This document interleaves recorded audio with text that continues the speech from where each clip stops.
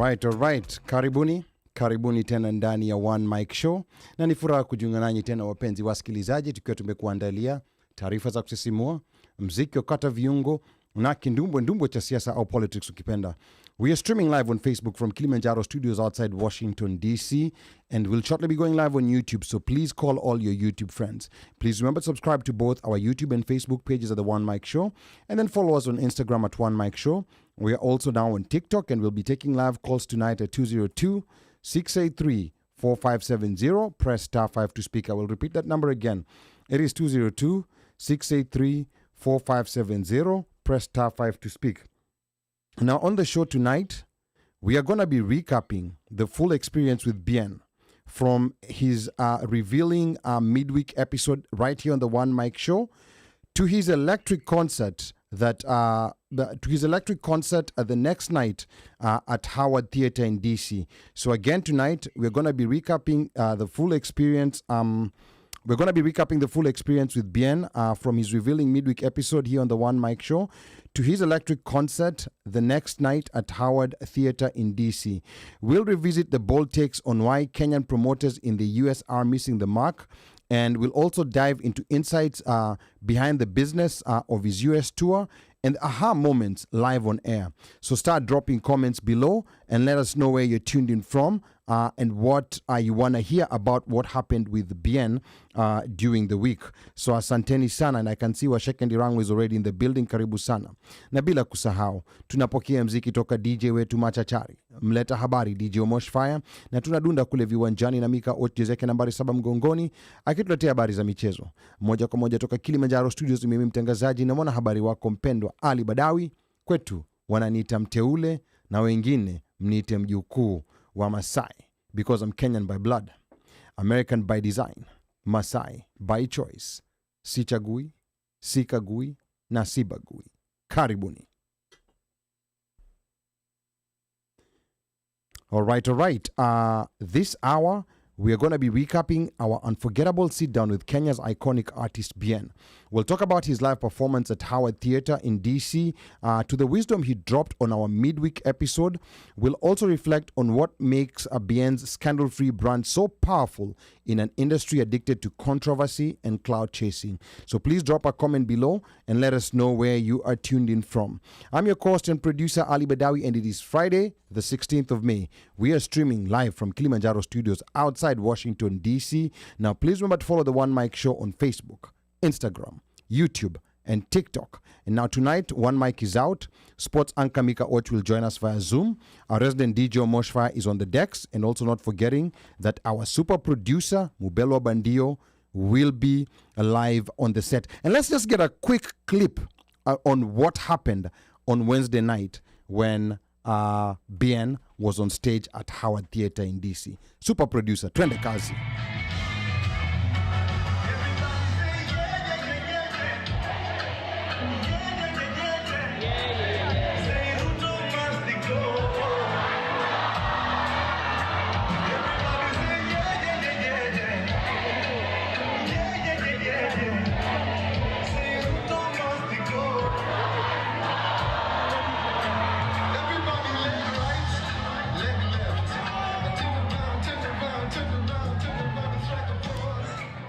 Okay, that's just about a small snippet of what happened on Bien's show earlier this week on Wednesday, the day after the episode. I want to welcome, I can see some listeners that are already tuned in. Washeke karibu sana, all the way from Texas. Brown Sugar Jones, it's been a while tangu tukuone. Mbaka Brown Sugar is complaining about her badge because you've been missing in action for a while. So you need to stay so that you can get your badge back. And then I can see also Slay Odwar is tuned in. Na Slay anasema hizo siku hizi, hizo badge siku hizi hazitoki. So let's get started. Now, if you missed what went down this week, we've got you covered. And if you are there, buckle up because we're about to relive it all.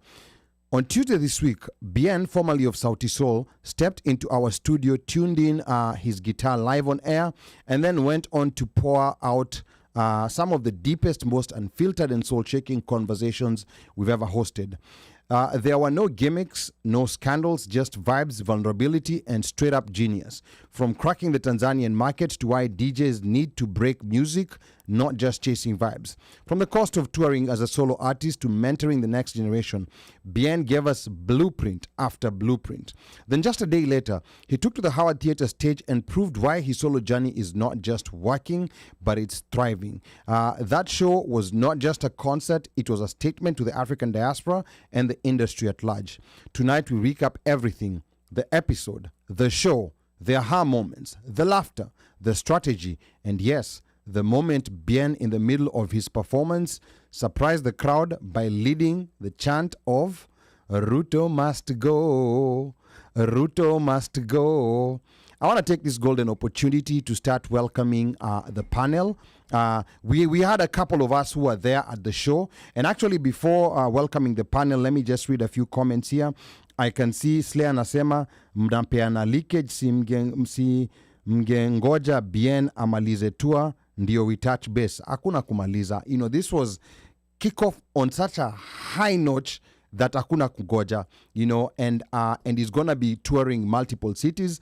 He's gonna be in Boston this Saturday, May the 17th, New York, Sunday, May the 18th, Atlanta, Wednesday, May the 21st, Cincinnati, Friday, May the 23rd, Minneapolis, Saturday, May the 24th, Dallas, Texas, Sunday, May the 25th, Seattle on Monday, May the 26th. So Nonapo from Cincinnati on the 23rd to Seattle the 26th. It's back to back to back. So DC we kind of feel special. You know, alikuja DC akatulia kidogo. At Ebuse again, DC we do what? We feel special. Because is it we feel special or we are special? We are actually special. Okay, we are actually special, but sometimes it's good to be reminded that we are special because it came day one, stayed here for like 2 days, 3 days, then akafanya show, then stayed for another day, then I think akatoka akaelekea Boston because I think he has a show on Saturday the 17th. So if you're from Boston, correct. It's sold out in Boston. It's sold out. They can't, but they can look for a city that's close by. Probably, New York is sold out. Boston is sold out. New York is sold out. I know Dallas is sold out. Seattle is sold out. So you can if you did not like get a ticket. I just got some complaints from a couple of people in Dallas. Yeah. And I was telling them this thing has been out for a long time, but the good news is that you can buy a ticket at spirit.com and fly either to Cincinnati or Minneapolis. Huko ndo weko around 85-90%. Na hata ukichelewa, those ones are gonna go. So you're saying they should just do it in the spirit of the hang? Yes, exactly, because watu wamekasirika wanasema ati why did he get a venue with very few people in Dallas? Why didn't you book the damn ticket early? When they say a venue, what does that mean when you say you have a venue? So the venue in Dallas, I think, has a capacity of, I don't know whether it's 550 or 600. I think it's a smaller capacity.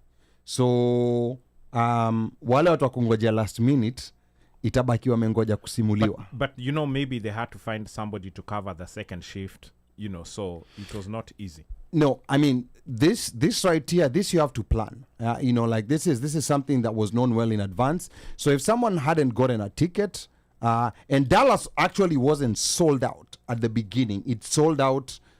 Seattle was the first one to sell out. Correct. So there was still an opportunity. Dallas sold out on, I think, between Tuesday and Thursday. So that was before the show. While the show was live. Yeah. While the show was live, it had not sold out. I think they were about 80%. Yeah, it had not sold out. But sasa ndio hiyo imeenda.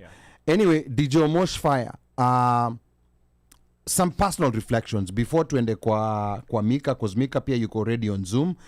You were at the show. I was there at the show. Micah was there. Adis was also there. I hope she's tuned in. She's going to give us her experience. Just some personal reflections to get us started. OmoshFaya, twende kazi. Wow. I don't even know where to start. But I think I would venture to say the performance, top-notch, in my opinion. And then the ambience, the crowd was electric already. And then the part that surprised me, even more than Bien's performance, was the curtain raisers. The curtain raisers. Unajua the curtain raisers, I got them towards the end. Nelson Amazing, and then there was another guy. I don't know where that guy is from. I think he might be West African. Nelson Amazing is from TZ. Okay. And he's actually originally a choreographer. If you remember, there's a guy who was doing videos at the Capitol who was dancing across the street wearing a towel. There were like 4 or 5 of them. That's him. He's the one who choreographed that. Okay. Normally he opens for like Kina Diamond and guys like that. But I didn't know he's actually also a musician. Interesting. Yeah. Yeah. So he was basically dancing. It was choreographed. It was him and 2 ladies, and flawless, man. The coordinated moves. He's singing, breath on point. Everything was so. The curtain raisers to me walikuwa wakaeka bar. The bar was juu. The bar was set high. Then Bien akafungua. Let me tell you, Maina. That thing, Yani, I was like, okay, maybe there's something wrong over here. And I think a live performance, the band, the guys who are playing the guitar, the drums, it's just everything was gelling to me. And I wish we had more time. Maybe that's the thing that I would question in terms of timing, or what was the expectation. So timing, you thought it was a bit too short? I think the timing was too short. However, unajua msanii anatumia nguvu. No. Mikasi, si sasa wewe ngoja si ni opinion ya Omosh. Si mimi ndio natoa opinion. Useless. But the number of songs he did, I think he did.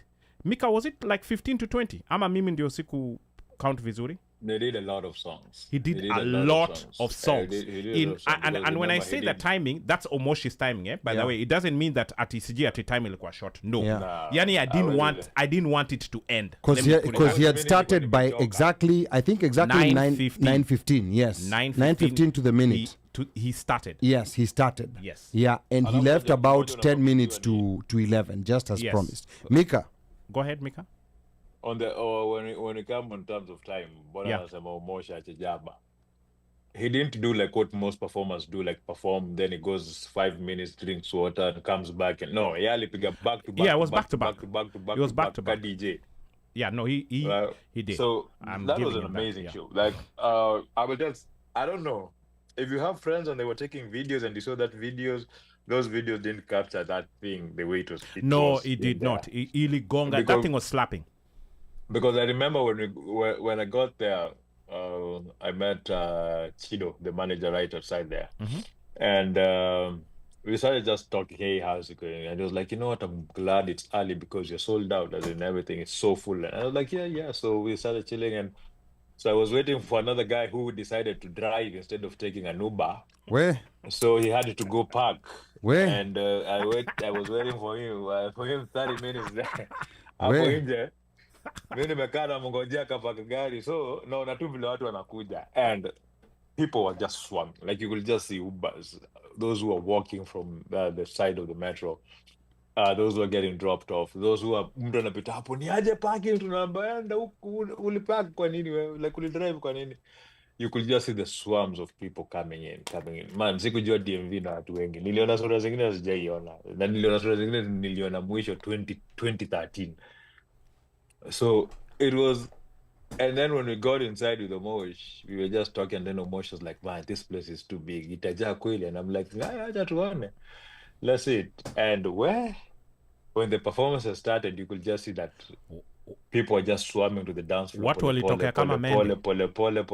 But then by the time Bien aliingia, ile place ilijaa designing. And the thing that I liked about it, as Aliyah said, the ambience, the lighting, and the sound and everything, it felt like it even felt better than watching a YouTube set. It was like a concert.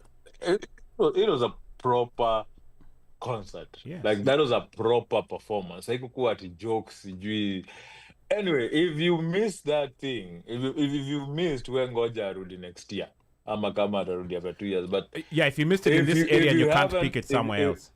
If you've missed it and you really want to go see him, Georgia, Atlanta, Atlanta is bado next wana year. tickets. Yes. Try. So Atlanta bado wako na tickets. I think Yes. Cincinnati Atlanta still might. wako 80% hapo. Cincinnati itajaa. Hiyo kisile kisahii pia inaisha. Okay, na So, Minneapolis pia. Minneapolis ndo watu eneni Minnesota. Okay, so Minneapolis still has tickets available for those who wish to go to see to go and see Bien. So Minneapolis is still available. Just go online, see what's available that's close to you. Jump on it now, whichever city it is that's available. But we've already told you the ones that are sold out. Yeah. And as you wait, I think that after his Boston performance, which is basically Kesho, Yes.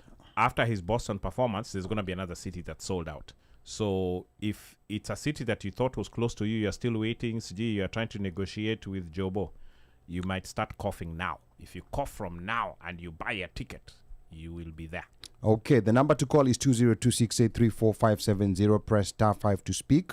You're tuned in live to the OneMic Show, and we're recapping this historic week when Bien graced the OneMic Show studios, and we had a very amazing episode. And then a day later, he went to perform in an electric epic performance at Howard Theater in DC. For those who did not show up, who are from the DMV, mtabaki mkingoja kusimuliwa. You know, like, this is one of those moments. I think it was a culture shifting moment. It was a momentum changing moment in as far as Kenyan music in the US is concerned, because people had kind of given up on Kenyan music. People were like, and people were even questioning, oh, unajua, you know, like these Kenyan shows, we go there and then the artist starts performing at 2 or 3 in the morning. So I'm glad that, and I think a lot of those other sellouts came after the videos of the DC show started going around. That's when people are like, if we don't catch these tickets, then we are gone. We are out. The other thing that I also noticed, which was quite amazing, was the band. You know, I mean, the band was so seamless and flawless that you did not even know that they were there. And that's when you know a band is perfect. He said that his band was tight. Remember, he said his band was tight. Yes. And he said he's not compromising his product. His band has to come with him. Now, and that's the part where he told us that he could do playback. But that's just not... No. That would not... after seeing this, mutu akupe playback, you'll be like, no way. No, that's not going to work. Yeah. And then, you know, like the other electric moment, the RUTO Must Go chant. You mean the one that you posted within 3 minutes? No, apana. Where will you post your kit within how many minutes? Me, by breaking, it was as it happened. It was breaking news. I think it was within that seconds. Yeah. Ali, I'm telling you within... Ana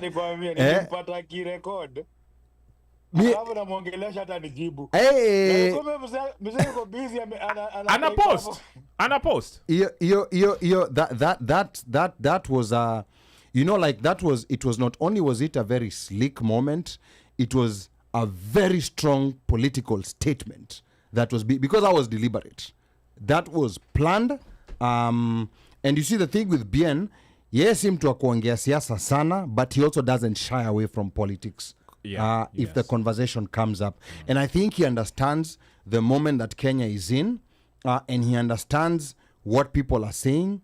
So it's just one of those moments that some people were questioning whether he'll be allowed to go back in Kenya. But that right there. Do you think, Ali, that even with him saying that, it was also a reflection of the demographics of the people who came for the concert? No, not necessarily. Right now, any Kenyan demographic in any part of the country is resonating with RUTO Must Go. But I thought, this is just my opinion from what I saw, that there was a ton of Gen Zers at this. Oh, so you're talking in terms of age? Yes. Yes. As in what Gen Z walikuwa wengi. They were many. And maybe it is me. Micah, go ahead. No, that was a mixed bag of people in there. Okay. There was a really big mixed bag of people. Wewe mwenyewe ulikuwa huko. Wewe ni Gen Z. Lakini you can't count you can't count one in 1,000. It's not one in 1,000. Wewe uliona watu wangapi kwenye ujazo? Age yangu tulikuwa watu 10 including you. One at a time basi. Wewe uliona watu wangapi ujaona in years? No, actually watu medunda nao kama ni wadogo. Mimi niliona tusijaona simia. Mimi niliona watu. That's true. I saw people that I was in University of Maryland with, and that's many eons ago. You know, when the lights turned on, and then also I saw people I babysat. Oh my goodness. Yeah, it was a wide range. It was a very wide range. It was a mixed range of people who were there. So Correct. It was not necessarily just one demographic was more than the other. It was a really high mix of people. Kumbuka pia kulikuwa na watu wenye walikuwa because they were doing ID checks, so they also allowing people who were below the age of 21. Lakini ulikuwa and this is one thing, they were very strict, because I remember they saw somebody who didn't have that age verified band with a drink in their hand, and they walked them out. Yeah. Actually, I saw that happening. It was about that time that I was recording that RUTO Must Go moment. So for that concert, they allowed people under 21. Under 21, yeah. But and that's why they were doing the age verification. So, but I think they should have told folks that if you, I don't know if it's assumed that somebody had read somewhere that if you come in with a non-age, you don't have the band and you're drinking, you'll be kicked out. No, but that is everywhere. But that is anyway, Mimi, that happens in all family shows. Yeah, there's always age verification. Correct. Yeah. But does it mean that if you're drinking, you get kicked out bila warning? Missy Jui, I don't know. That's what I'm asking. Because because it's a violation. Because the license can be taken away. Yes, that part I get. Yeah. That part I get. And these people who do the liquor licensing, they usually send undercovers. Yeah, they send undercovers. Yeah. Like someone to go in with an ID of an under 21-year-old, and if nothing happens to them, they will get a violation. So I think in venues like this, they are so strict. Zero tolerance. Yeah, zero tolerance, which I like. And what I liked also about such venues, and now I understand what Bien was talking about, is in these professional venues, the alcohol sales is by the way, iko pale kando hapo nyuma. Yeah. You know the way a lot of these clubs are set up nowadays, it's like kila kona ukienda. You start with alcohol before you get to what brought you there. Yes, so there's not even room. So unless you're there, yani kuna hiyo alcohol na kuna shisha, like this, and there's a time and place for that. But I think somewhere where someone is performing, that now becomes very destructive. That's why I like the setup that they have at Howard Theatre. Ile venue ilikuwa ya performance, basically performance first before anything else. Yeah. Even just the way they you see, even on the seats, they were very strict on the seats. Like if the seats was for 4, it was 4. It was 4 people. Sitasema ni kina nani walikuwa najazana. Sitasema ni kina nani. Nikaki section, hakuwa nataka tujuke nikaki section kia club vile kio kwa kimejazana. Like basically what they're giving you is like they want you to have a clear view of the stage. Yes. And they want you to be immersed in the environment, in the experience. Okay. Micah, would you say you guys had the best seat? Because it seemed like it. Because I think there were some people. Kuna wase wengine walikuwa na. Hiyo section ya kina Micah. Hiyo section ya kina Micah, it was like they were having eye contact with Bien. Bien anasema RUTO must go. Kina Micah ndo hao hapo wana respond RUTO must go. Unaweza kugusa hivi. Okay. Hapa Sydney OT from Minneapolis anasema Micah unatuchekelea moto, pia sisi tuna sell out. Sydney, mazee sido ikitu. Zia tuwachekelei, Sydney nasema tu sell it out, Sell it out. And I think I'd seen Hulda tuning on the show. Please, get these tickets. Yes. Ule Hulda, maybe they should use her as a salesman, woman. No, she should get all her voters to buy tickets because they will sell out. Oh, so she goes door to door with the tickets, or she just... She just posts. Oh, sorry. She just posts and asks people to buy the tickets. But Minneapolis will also sell out.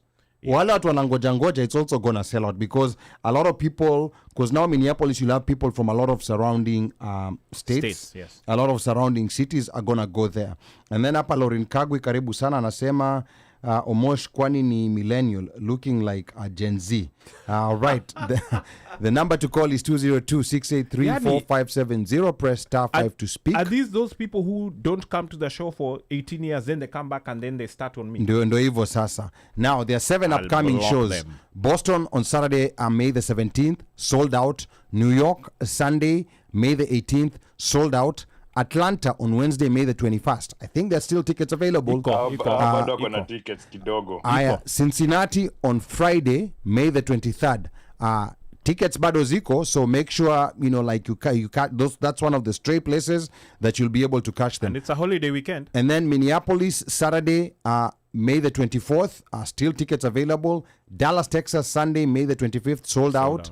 Seattle Monday, May the 26th, sold out. I saw Due Concept on his page alikuwa anauliza watu kama wanataka. He said 100 comments, he'll add a show in Seattle. Okay. Aya, sawa. That's what he had asked. So what was Seattle? I don't know if they're still commenting or if the show has been added. Yeah, what was Seattle? That might happen. But again, the number to call is 202-683-4570. Press star 5 to speak. Those who are enjoying the show from other cities, those who are getting videos, those who are getting clips, nanini, tell us, like what people were saying. Tell us how you are experiencing from the outside. Now, I want us to go back behind Kidogo, setting the scene back to the interview, because before this show, we had an interview on Tuesday, and that was just 24 hours before the show, and Bien was able to grace Kilimanjaro Studios and was on the OneMic Show. For those who are able to tune in, for those who are not after this show, you can go back and check out the full episode when you go on the live link. Omosh, let me get started with you, and baadaye nitakuja kwa Bandio, because Bandio was also here with us. What was your feeling when you saw Bien walking in, when he was finally here? I was like, yes, he's here. And then something that we know about. I don't think our audience got it. Yeah. When he played, he played a song for Yeah, us, he played the guitar. right? Yeah. Wow. Amazing. Then he started breaking down the art and science of the music business. Mm-hmm. And he made us look at and understand the music business from an artist's perspective or creative, and then the business of being in music, which is not necessarily just singing. It's the things that happen behind the scenes, and you set yourself up so that you're maximizing your profit as well as your brand and all of those things. It was really, really, really good in my opinion, and it was something that you at the end of the interview you learned a lot, other than knowing that he was here for a concert. And you also understood, at least my takeaway was that I kind of understood the Sauti Sol breakup, or should I say the pause. I don't think it's a breakup, it's a pause. I understood the pause. And then now the music business in terms of the creativity from each individual person, because when you see Bien perform, he is not he's not Bien of Sauti Sol. I don't know if it's making sense, meaning it's Bien performing solo as an artist. The presentation that he gives to you is his presentation. It's not an interpretation of Bien of Sauti Sol. Sijui kama unanielewa. Yes, nakuelewa vizuri sana. And maybe I don't know whether Mubelwa is ready, but before Mubelwa comes in, I want to read a few comments here. Arthur Kochieng anasema, hello my guys from Baltimore. Karibu sana Arthur Kochieng. Is it Arthur K. Ochieng ama Arthur Kochieng? Unajua nyi Wajaluo mna majina Onyango and then Konyango. If it was Ko, it would be Shwaga. Okay. And what's the difference between Kochieng and Ochieng? So it's the same name. Kochieng means you're of, Ochieng. Ochieng is just Ochieng. Okay. Sawa. And the then K, the K means you're of. Yeah. Okay. Got it. Like Arab. Yes. Okay. Or Ole in Masai. Yes. So and then how is it for Badawi? Kabadawi? Kwa Badawi? No. Anyway, continue. No, yangu labda. I don't even know how. I don't know how you say it. Yeah. Okay, sawa. And then hapa Washeke anasema Sheke. anasema my takeaway from his interview is He's of the very few Kenyan artists who understand the business of music, and that's a rarity. And then Washeke father says his dedication and focus on his craft was evident. And then Lauren Kagwe, I don't know whether you've gotten tickets as a Dallas, at Texas, what walikuwa naelekea Dallas. Lauren Kagwe says, I know how Bien's wife supports him. So that's good. So anyway, let me come back to studio. Mubelwa, what was your feeling when Bien finally walked into the studio na akashika guitar akakaa pale chini akaicheza kidogo? I don't think that guitar hasn't been cleaned. Yeah. Oh, first of all, that was my guitar. Okay. So all right. for him to play my guitar, Sema tena ni nini? ilikuwa ni guitar yangu. Okay. Ibanez acoustic electric. So Atiango? Ibanez. So one, kukubali kuja. Yeah. To me, that was big. Correct. That's one big Just thing. and before sure. And the other thing is, the moment you get somebody of that caliber, right? Those type of people, you work hard to make sure that you deliver, right? Yeah. So there were some issues, but I'm still proud of how hard we work behind the scene, prior to that show. So the pre-production to me was everything, resetting everything, get the, DJ machine out so that he could perform. But he was kind enough to come, sit, tune, and perform. And we didn't even tell him before that. It was like, hey, that's your seat if you don't mind to give us one song. So that was cool to me. But now when it comes to interview, he, I was so surprised, amazed, and also one thing I liked about it, he's very open about almost everything. It's like open book on how a musician can succeed. Yeah.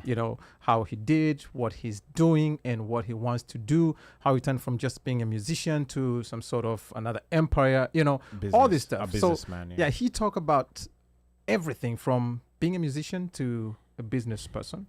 He was open to any questions and he would answer. But the other thing is, he was like, in reggae music, they call him stepping razor.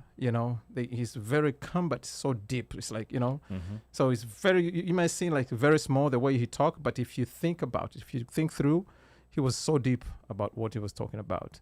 Very confident, because I guess what he was doing. Yes. But at the same time, it's just, to me, I was just honored for him to be here and do what he did. And even though he had another engagement right after the show. Yes. Correct. He did not rush us out. No. He was like, but I need to finish, but I have people to I have to another. attend. And that was like 24 hours before the show. So this is not like he was trying to make sure, hey, everybody just buy tickets. He was not here just to sell the ticket. He was here just to answer every question. And to me, that was enough respect to him. Yeah, now before going to Micah also, because Micah was actually a very big part. You mean pivotal? On Bien being able to come here to the studio. Bien is not anyone.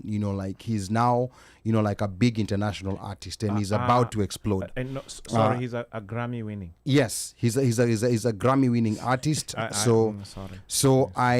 So thank you so much, Micah Kwanza, for that, and also thank you to Muzi of Jabali Africa. Thank you to Brenda BK. Brenda is tuned in here.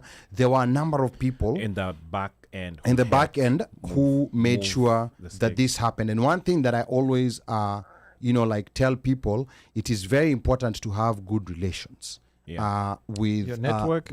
Is your network. Yes. Because it's all these multiple people. The moment when it was announced that Bien was coming here, they were the ones who were telling us that we have to get him in the studio. We do not take it for granted. He did not have to be here. He completely did not have to be here. Especially before a show. Yes, especially a night before a show. Just before a show. That's when you go into hibernation, you go in quarantine, you ata unaangalia ile chakula unakula, know. So he did not he did not have to be here. So Bien, wherever you are, we thank you so much. We interacted for quite a bit, but we truly appreciate this. This was and the show, for those who watched it, it was it was an episode that had gem after gem after gem that was dropped, and we're going to be going through that. But let me quickly go to Micah and maybe just give us a bit of the behind the scenes of what happened maybe the ups and downs that you faced. We are tenderized. Yes, that allowed for Bien to come to the OneMic Show. Micah, maybe talk to us about that. Now, this is some of the spicy, the juice and the sauce that we give to people who tuned in live. Micah, twende kazi. As you said, Bien is not just somebody who you wake up and DM them and mwambie I have this show, I want to interview you.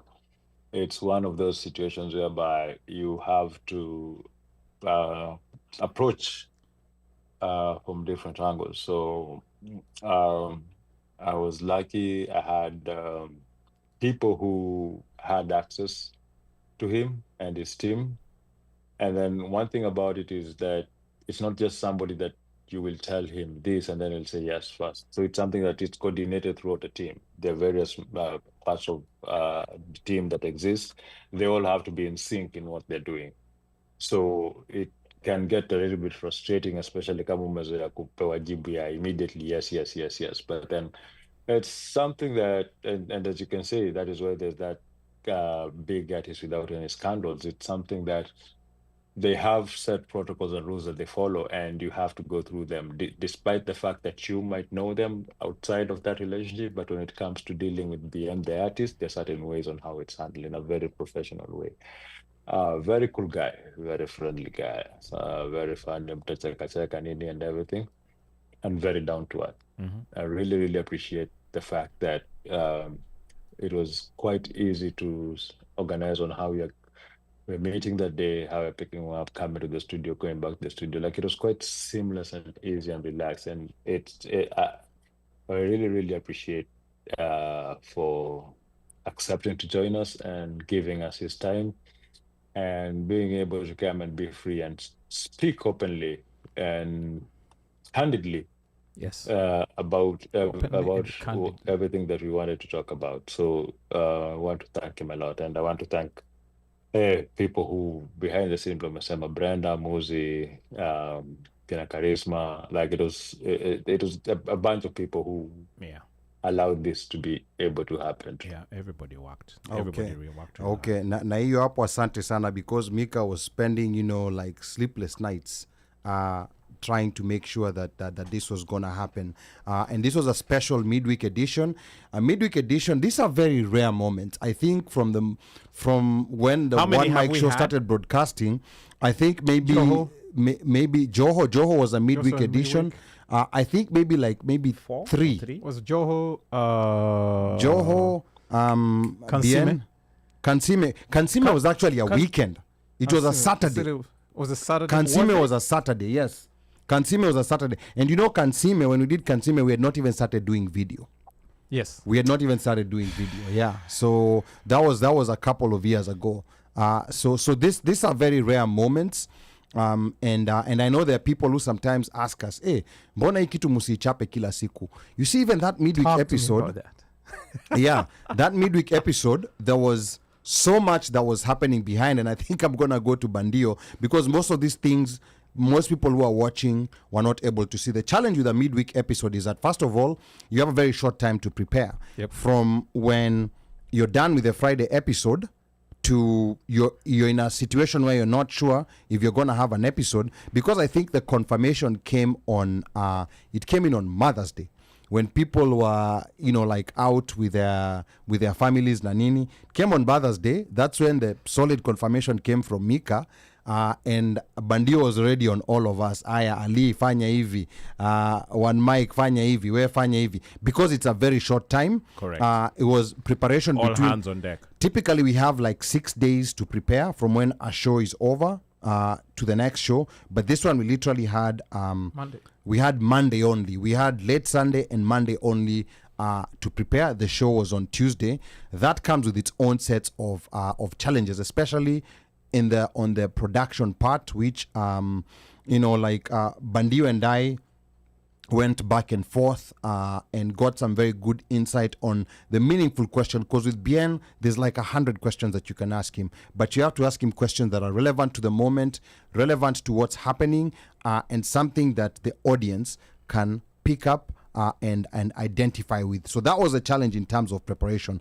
However, there was the technical side of things, and that's where like Bandio maybe come in and let us in kidogo too on some of the challenges that we had with this episode that were not necessarily visible to All the of it, people who are I watching. guess. But Yeah. some challenges that we were experiencing. Now, Kulikuwa na tension. Yeah. Usitumie full scap, please. One AC liquid off. Eh? Yes.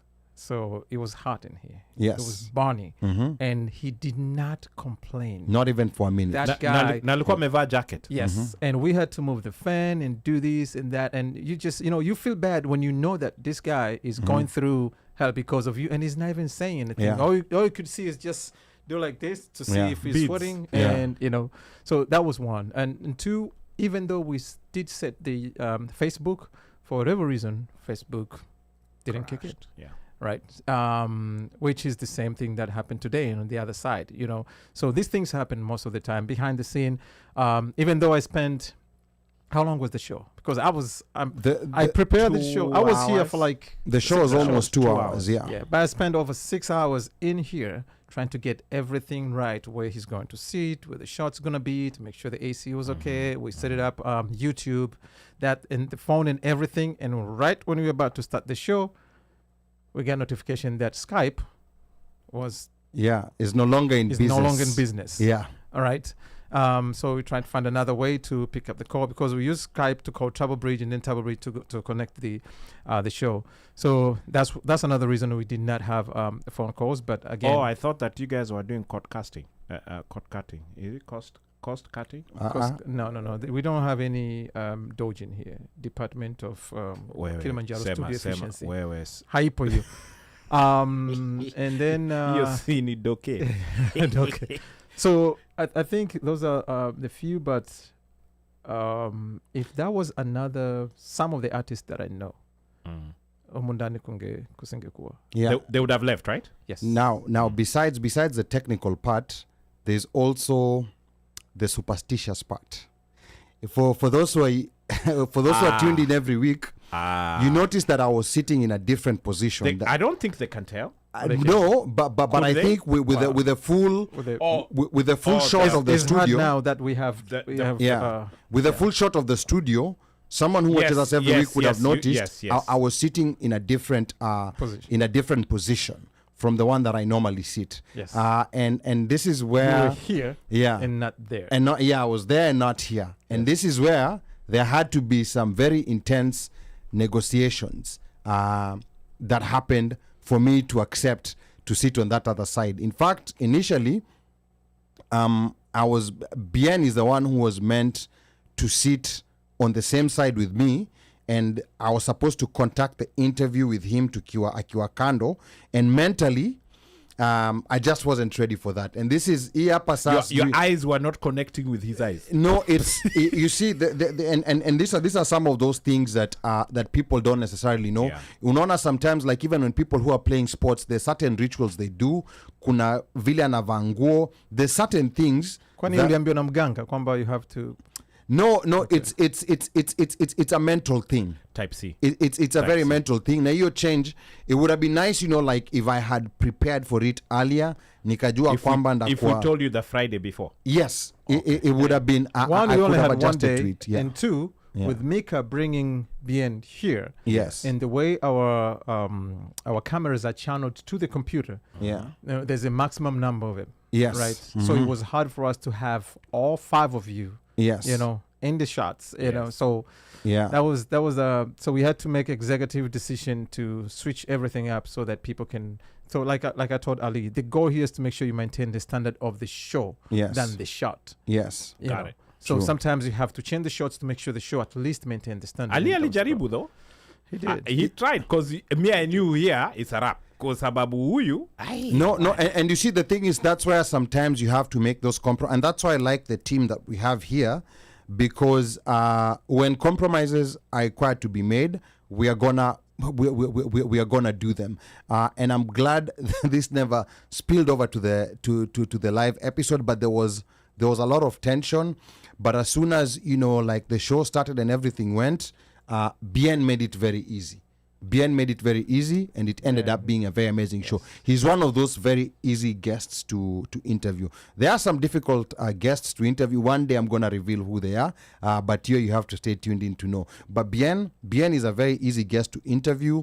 So because you're basically using the talking points or the questions you want just as a guide, because he's already guiding you towards a conversation, we're able to get more than what we asked for, despite the fact that it wasn't a full 3-hour show. And then, of course, we're not able to get the call-ins.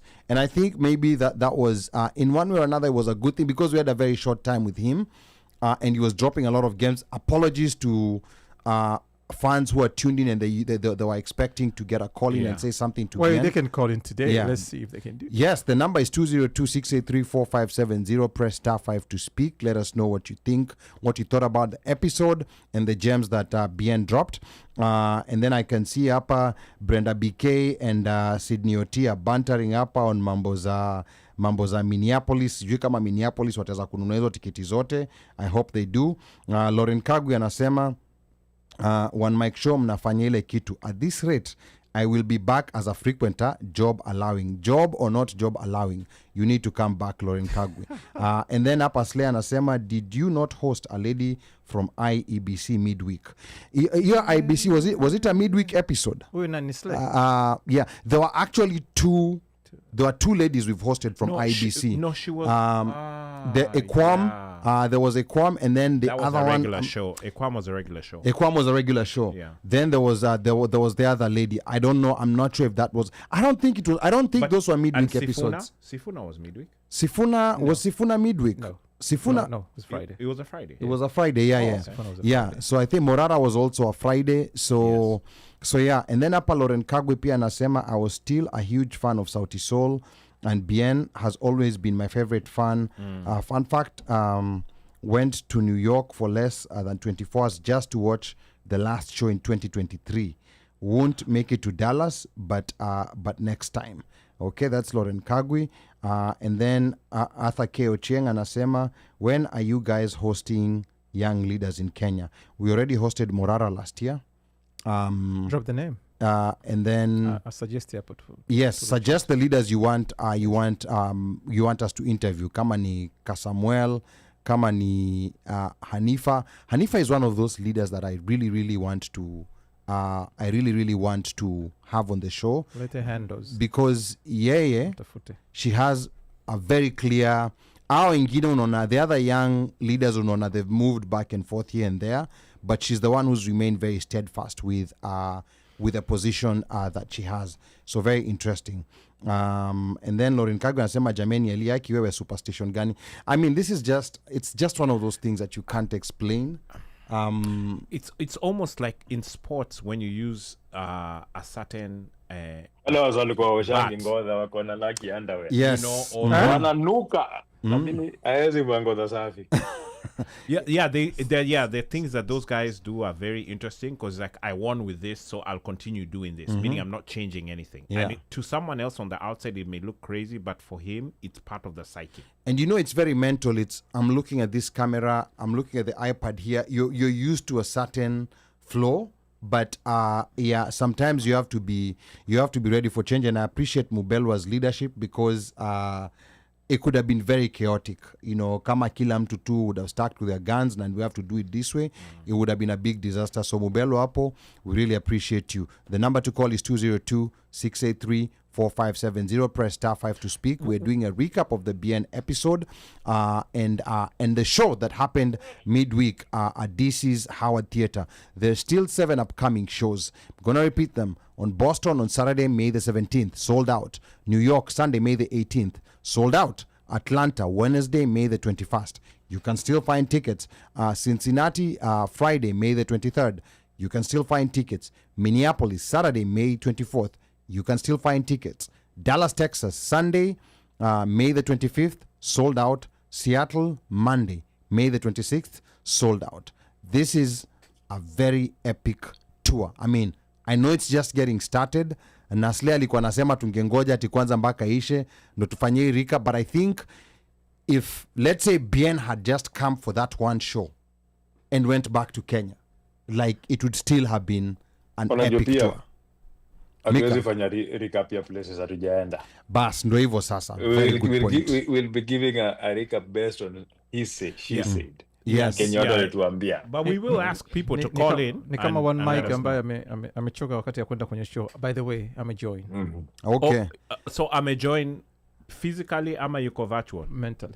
Okay. Mentally. Yeah, because in fact I was about to ask you guys if OneMic was here when we were interviewing, but he was Absent without apology, but yes, OneMic was here. he was here. Yeah, and OneMic also okay. did a phenomenal job. You know, like on the technical side. Zile vitu mulikuwa muoni. And he always does. Yes, he always does. You know, he's able to compartmentalize. You know, the dealing with shenanigans. Yes, that happen which people don't see, and then dealing with the knobs. Then dealing with moving things that have motors. So and then, let me say this, you know, for someone to overstand, because I don't want them to understand, but for someone to overstand, to be able to do what he's doing over here, you need to be able to listen to, it's like, I can listen to the band, but I can only hear a solo guitar. You know, wow. So that's what you need to do, because he was sitting here and you're like, hey, Oku Aziendi, and why is fixing the shot at the same time? You need to change it. Why we're looking for Facebook? Keep trying, because we kept trying until, you know, end of the show. Yeah. At the same time, unaangalia kama medistort, unasoma comment, kuona kwamba kuna mtu amesema kitu, you know, so sometimes that's why hayuko sana kwenye conversation, because in reality what he's doing is always done by someone who is not part of the on-air crew. Correct. Yes. So, you know, Yes. so is just doing the production, and sio ya kazi ya mtu mmoja. Kazi ya kama watu watatu. No, hiyo anafanya ni kazi ya watu wawili. Yes. Anafanya watu wawili watatu. Yes. Kwa sababu to call Kuna short ni mtu audio, mmoja. Kuna audio, kuna video. Yes. Na kuna mtu yuko on air. Yes. Yeah. Na hapo kuna kuangalia hizo you're right. Chiron, na Actually, kuweka it's kuandika three hizo people, you know, lower third and everything. Yeah. At the same time, Alafu na bado waseme Jagavi. afanze kuongea. Kwa hiyo mkiona wakati mwingine anaongea kama Leon Harris, you know. No, but I think OneMic's role is sometimes very underappreciated because it's behind the scenes. Because it's behind the scenes. Yes, it's behind the scenes. It's not seen. So and he's always here 3 hours before the show. Yes, so they know. Yes. So siku ya show yuko hapa for 6 hours. Anakuta hapa mitari na 2 hours. So. Yes. Correct. So UnoMic, we appreciate you. Hata kama sometimes, you know, like we are a bit tough on you and we call you out for being absent on a day like today without apologies. No, wewe kama leo usiseme. Leo unaguza mrima. Aya, UnoMic, talk to us kwanza, sema thank you. Tumekusifu kwanza, achana na mambo ya wewe. Sema more thank than you. you deserve. Yeah. Kwanza wewe si type wewe. Kwanza wewe. Sema Jagavi. Jagavi. Okay. Aya, talk to us. Nimekubali first and foremost huyo Adhaka Ochieng ni Kuzo ako 254. Huyo aliguzwa anyway, I don't know why he chose that name. Ama aliguza mrima. No, aliguzwa baba. Ameguza baba. Okay. Yeah. So yeah, man, you know it is a team effort. Sometimes, like Bandio said, it's not easy trying to handle shots, audio. At the same time, you know, Omosh is over there telling me to read my message that your volume is kicking, and I'm like, boss, I test my phone. I'm like, okay, the volume is sound. So sometimes I'm not calling out Slay, but sometimes it's user error. Please don't mess with it. Wow. Okay. Umesema ni between the keyboard and the chair. Raundi hisi Slay aliteta sauti. No. Watu walikuwa wanateta mpaka hivi na ask Micah ni aje, akaniambia I'm listening na iko sawa. Nikasema, you know what? Sawa kabisa. Yeah, I think this is because, and maybe it's because of the heat, because sometimes he lays back like this. Yeah. And you're limited to how much gain you can put, because if you put too much, feedback, then it's gonna either going to get feedback or it's going to start just capture everybody else. Okay. So wakati mwingine unachukua tu lawama. Okay. Yeah, and then, you know, most people saying Bien's mic was not, and I'm like, they were saying we were louder than him. But when I was listening back to our clips, I'm like, I don't hear it in the clip. Yeah, we were louder than him. You guys were louder than him. Yeah, but you know, I think because we are used to doing this week in, week out. I mean, he also uses mics for singing, which but is you know, different from which is different from this. You know, like, cause unaona hata Micah kikam studio and then he tries to talk with that sexy voice of his. Ile akinini. He throws that off.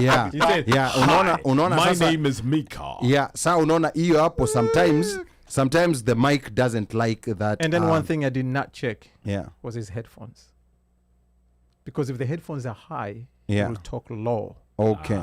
even though the levels will be low on the other side. Okay. So that one we did not check. We always, you know what we always do, and maybe this is another thing people don't know. For those who have been here, the standard is you're here, we set the level, and therefore it will be down, and then we start adjusting. You give us thumbs up, thumb down, and we did not do that day because of the 30 minutes delay. But Okay. Yeah. But Mike, thank you so much. We really appreciate what you do, because we cannot even do half of that.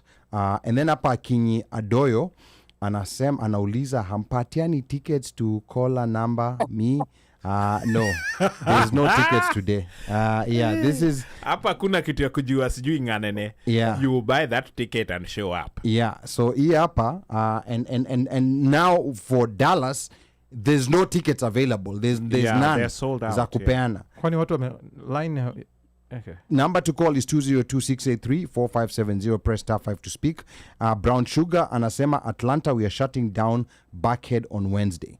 That's gonna be another midweek show. These midweek shows are interesting. When you sell out a midweek show, hapo ndo unajua umefika kule ambako ulikuwa. Ali, I never thought I would see it in my lifetime with Kenyans doing what they did. Me, I've never attended a midweek show ever in my life. That was my first midweek show. Tulienda nini Yemi Alade was? No, that wasn't midweek. I think that was either at the same theater. It was at the same theater, but I think it was a Friday, was it? Was it?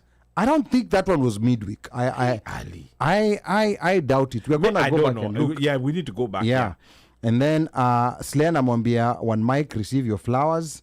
And then Come Georgia. and then Arthur anasema mimi nimeguzwa.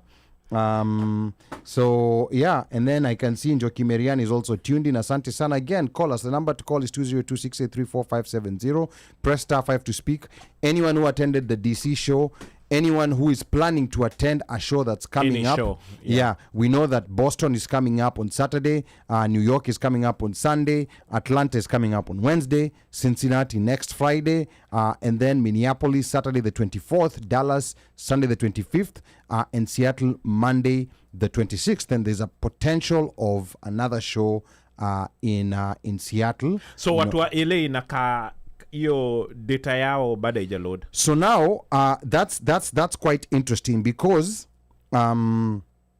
if we go actually one of the things that BN was talking about on the show was use of data to choose cities where streams are the strongest. And I don't know whether Bandio uko na hiyo nini, uko na hiyo stream kama unaweza kwenda kwa minute 37:43. We just get to hear what Bien was saying in his own words, in what went to choosing the cities, because there are those cities that unajua LA huko lazima lazima mtu aendelee, kuna watu kibao huko. Yes. But then now the decisioning is different, and then unasikia city kama Cincinnati, that's not a place where people go. Why are you going to Cincinnati?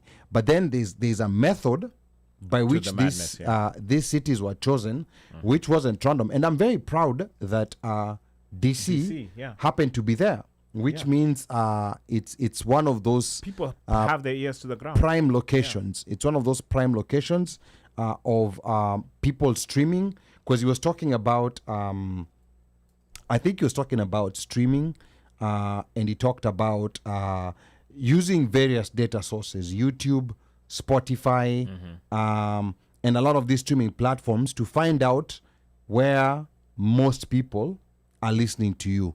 And to me, I felt like that's a very genius way of looking. I'd never thought about it. And I think that's a new way of things, the way things are done. Omosh. Yeah, but it sounds like, and again, you're right. You see, because we're not in the music business, we don't know the backside of it with, I guess, big data, or the data points and how they end up being used. And he gave us the example about, how basically folks buy shows. Mm-hmm. You would just go and look at the data and see what the numbers are, and you buy the show. You don't have to know the person. You don't have to. You just know that they have an audience. They have things that are happening, and it's very, very possible for you to have all these data points, you go and you buy the show, just like he said last time when they were around and they went to Canada. Yeah. The guy who bought the show was a Chinese guy. yeah, it wasn't a Kenyan. Yeah, it was a Chinese It was guy. a Chinese guy who had Yeah. never listened to them. Yeah, never knew who they were. Didn't even he was just looking at numbers because he's a businessman. Yeah. And when they asked him, he's like, yo, what's up? The guy said, hey, you guys have good numbers. I saw the numbers. I bought the show. Yeah. It just made sense. Yeah. So that data point becomes very important, and especially for artists or creatives who are out there looking to do things. This is also something that you should look at so that you don't have, you don't have shows that are tanking, for lack of a better word, which we have seen in DMV, where we thought that this particular artist should not tank, or they should have an audience. And there were audience of CG6 or 7. But when you look at, their streams when they are playing live, or should I say on YouTube or whatever, they have quite a bit. So, but it's just that maybe that particular city, people are not interested in that particular artist. Yeah. So, umepata. Yeah. So on the live stream, like around 37:43, just somewhere close by there, played for us so that we can hear what was actually said. And before that, there were some comments here that were coming in on YouTube. Pan-African Kenyan Karibu Sana, anasema, I'm definitely a fan of Hanifa. This is when we're talking about Hanifa. Correct. I know what she was doing before June 2024. She didn't emerge from nowhere. Pan-African, if you can get us Hanifa, please let us know. She's one of the Gen Zs that would like to interview. Hanifa ni Gen Z kweli? Yes. Gen Z kweli? No, I think Hanifa ni Gen Z. Hanifa ni Gen Z. I think Anna represent. But she represents. So twende bandio kama umepata hiyo clip. That's from 37:43. It's not data driven. Yeah. Wow. You see, if we want to make decisions on how artists are going to tour, Yeah. it needs to be a data driven conversation. Sio kusema huko kuna Wakenya wengi. Kuna Wakenya Boston, kuna Wakenya Wako wengi wanakungoja. Kuna Wakenya kila mahali. Yeah. The place yenye iko more centrally placed ndio watu wakuja from different places nini ndio tunafaa tuko na converse around streaming. Okay. Where do your streams come from? And the good thing is right now people are able to get that data to the T. Okay. Because of artificial intelligence, how the records of how people bought tickets last time. Yes. We have all that data to help us make those decisions. Kwa Even if you want to promote, Yeah. and if you want to continue being in the field of promotion, we must rise above now and big get into data, the data game. Our show in Toronto last year was booked by a Chinese promoter. You remember the guy? Was booked by a Chinese promoter. Wow. I asked him. Also, that the Canada tour was paying us double what America was paying us. Huh? And I asked this guy, like, how did you know about us? And he was just like, well, I looked Data. you guys up. I have your data. I know how people are streaming. Blah blah. Basically, aliangalia do streams. Aliangalia numbers. Na yeye ni It's businessman. business. It's Hata business. hatujui- It's not personal. Okay, so that was that session during the show on Tuesday, and to me that was just, It was eye-opening. it was so eye-opening, and to me it was very good information to people, especially who are in the business, promoters. DJs, all of you Yes. guys, go check those things and see where those streams are coming Yeah. from. Then you know where your audience is.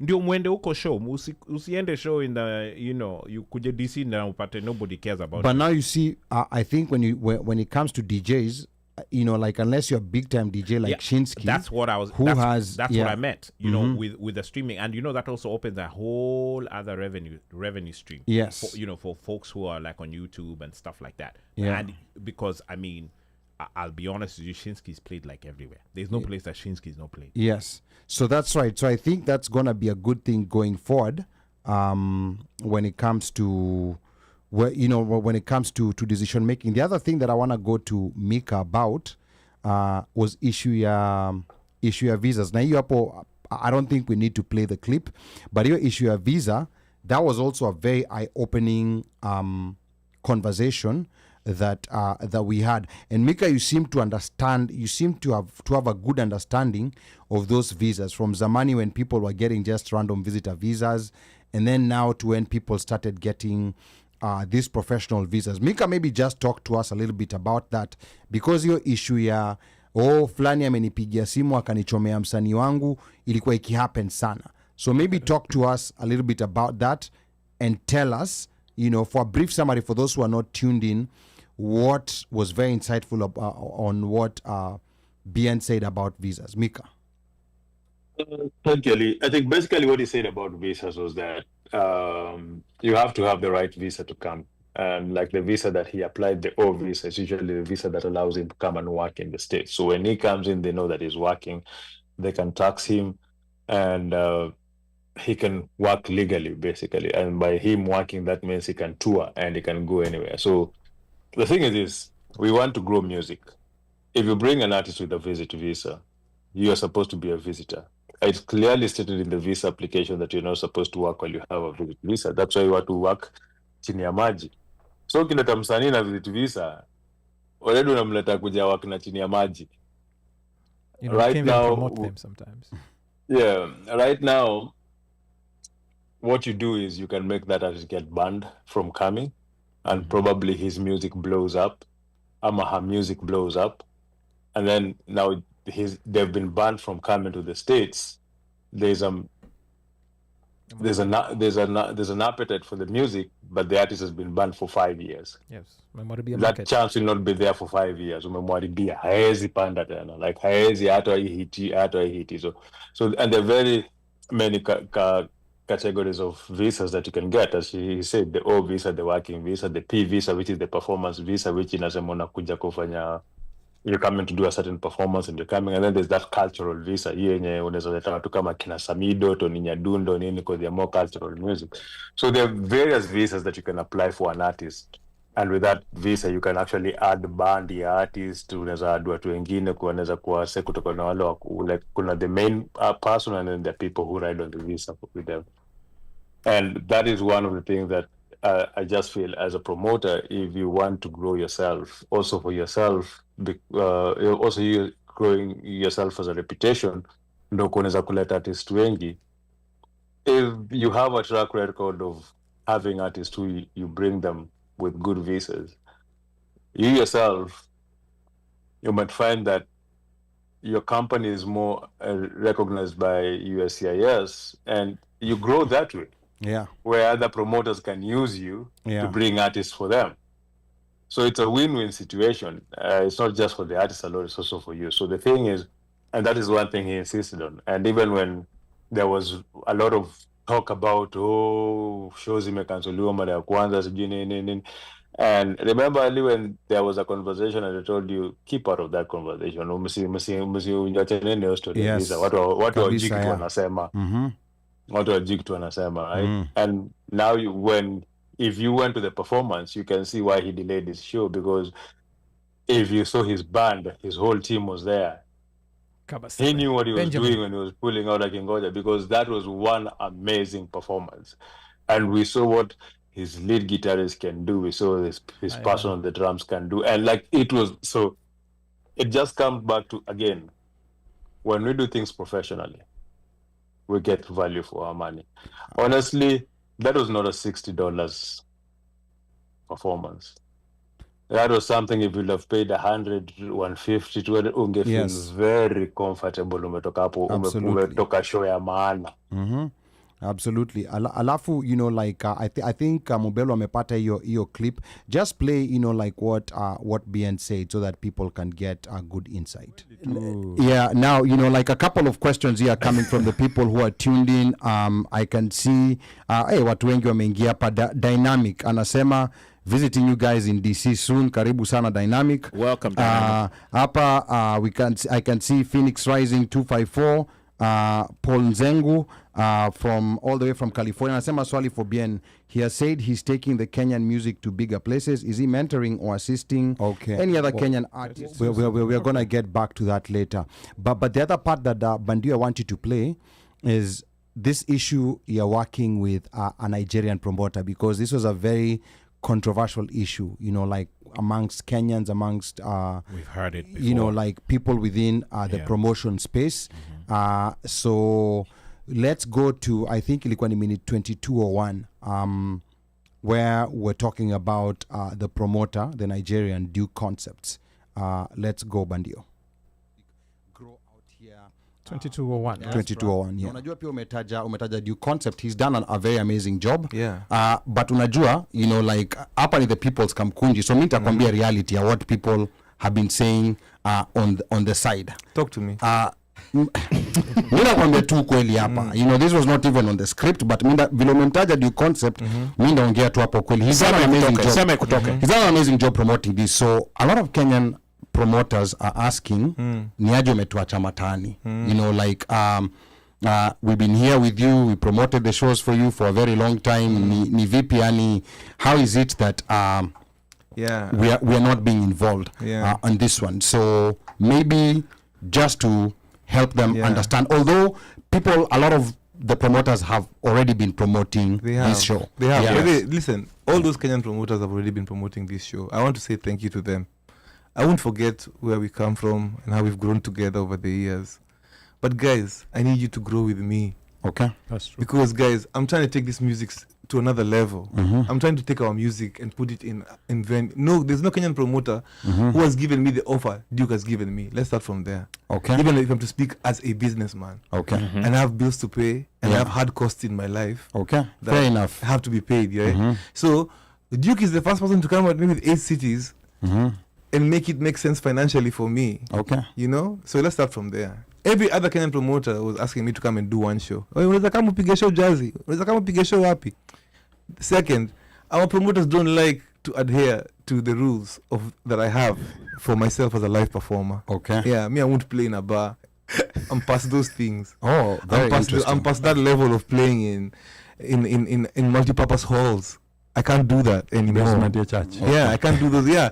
So if I'm going to do something, I have to play in a music venue. People go to music venues to watch music. That's a place that's been curated for sound. So that we can, as a bare minimum, we can have a beautiful experience from the user Yes. and the artists. Yeah. I think that's enough, Bandio. I mean, we've gotten the gist of what Bien was saying, and I mean, of course, for those who did not watch the episode, please go back after this episode and just listen to the full conversation, because it was it had a lot of good nuggets and insights. OmoshFaya. Yes, sir. You and I are there katika hiyo group ya, like where there's a lot of Kenyan promoters. Iya kupigana na ugali. But wachana mambo ugali. Let's just talk about how this information that came from Bien, because it was so pointed to me, it seemed like that information that was kind of known, but it was delivered in such a way that it packed a punch in it, in the sense that, like even me, in as much as I had my points lined up, like in support of why you should work with a Kenyan promoter. Yeah.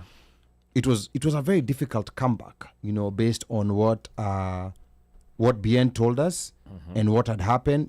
Like huyu mtu amenipatia hii deal, hawa watu wengine walikuwa wananitia show moja ati wewe kuja Jazzy, ama wewe kuja sijui wapi hapa, ama kuja Bosto. So because at the end of the day, it's also a business and he has to pay his bills. Yes. Omosh.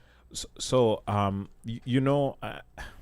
that interview, one needs to sit down and listen to it several times, because it's like it's got different chapters that break out the music business.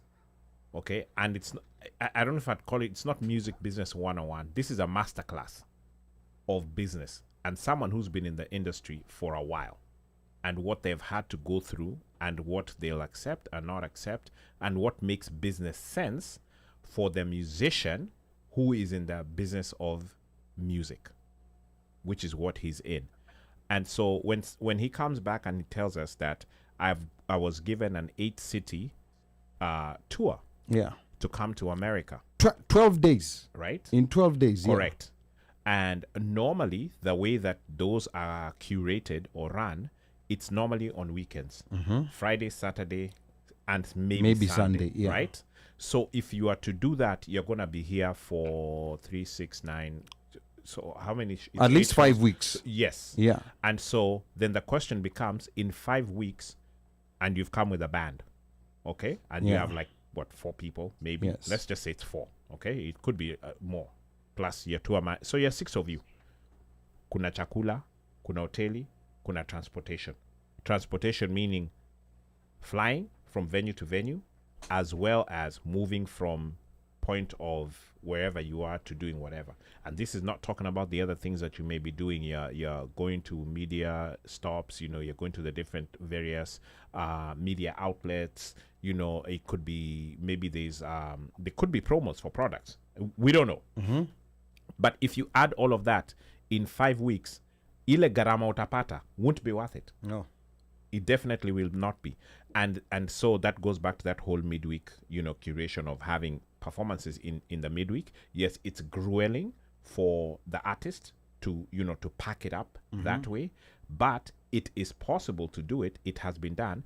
And by the way, these guys have been doing this same thing the same way that he did here in Europe. Yes. All right. They've been doing it for a while. Sasa tuone kama mtambo wetu tutafanya kazi. Okay, Sawa. and before the caller, Brenda Bikiapa anasema here he dropped the gems and realness. Yeah, to me that was so profound. I had no, because I had my bullet points on comebacks. Yeah, he didn't call anybody out. He za just said, kutetea- this za- is just the game. Yes. It's the business. It's the game of being in music. Yeah. If you can't do this at a minimum, then we can't talk. But he didn't rule it out. Yeah, he didn't rule it out. He didn't rule it out. He was like, Come give correct. me, come correct. Na yeye ako na rules zake, Yes. and then lay down your deal. Yes. And we talk. We have a because I think the conversation. normal way of doing it is nakuitia show jazzy, and then when you come, then I try to sell. I call someone in ATL, nimuzie show, Yeah. and then call someone else in Boston, because I think that's how it works. And I think for him, I think that for some upcoming artists that might still be a relevant model, but I think for someone his level or someone who's going upright towards his If level, you're trying to scale it up, Yes. then you might want to do it slightly different. Because Yes. the game has changed.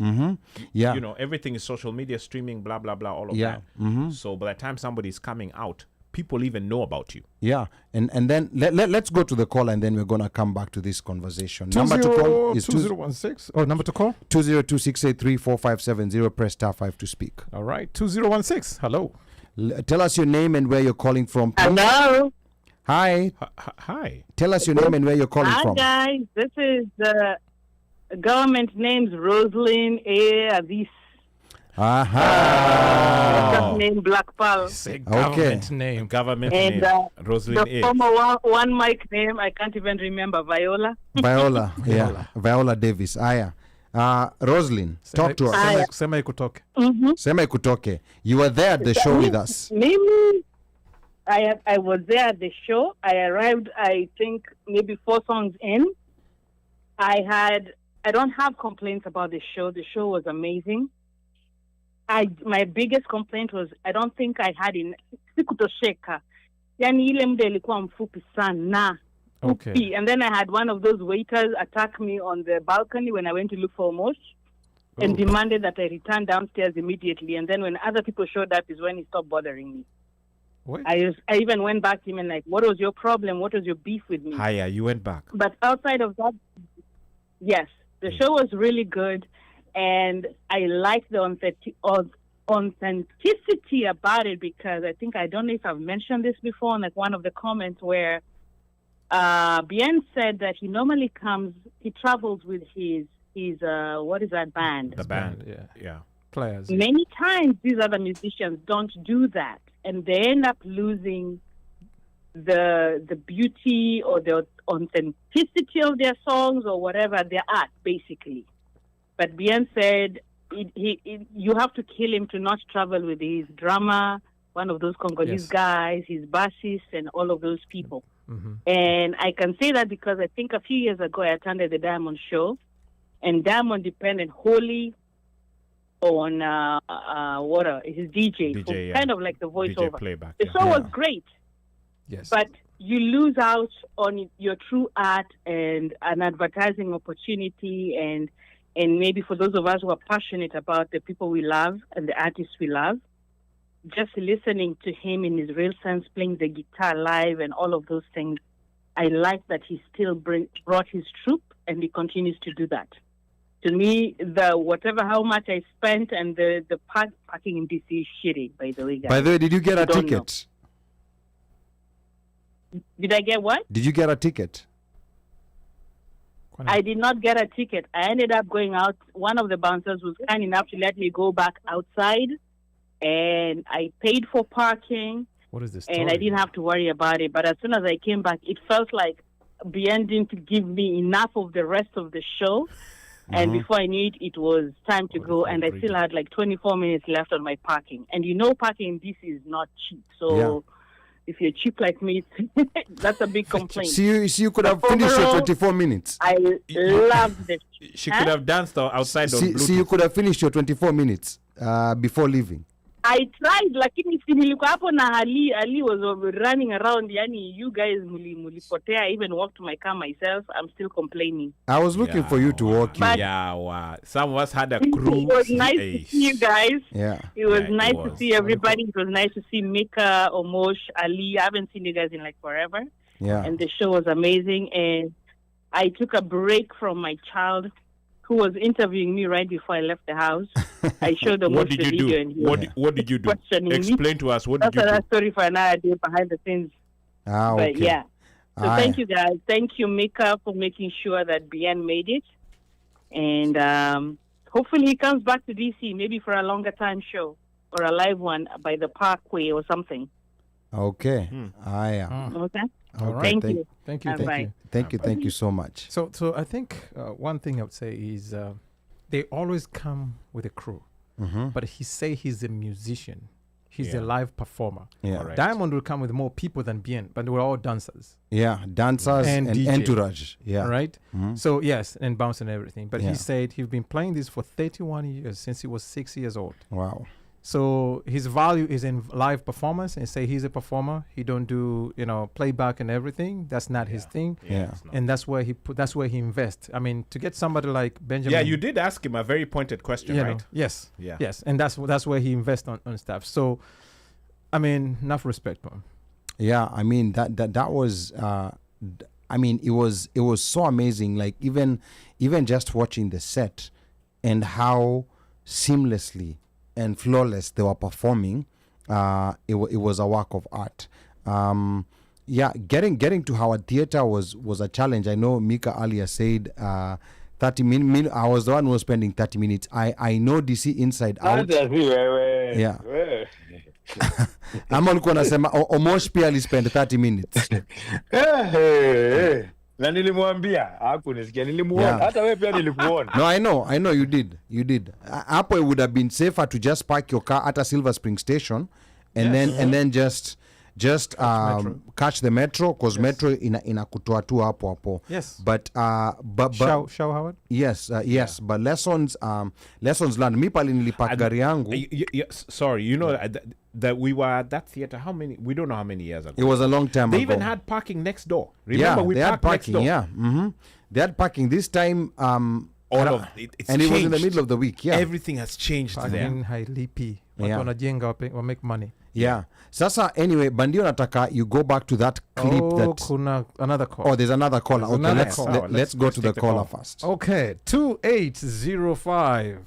Hello. All right, caller, tell us your name and where you're calling from, and then talk to us. Welcome to the OneMic Show.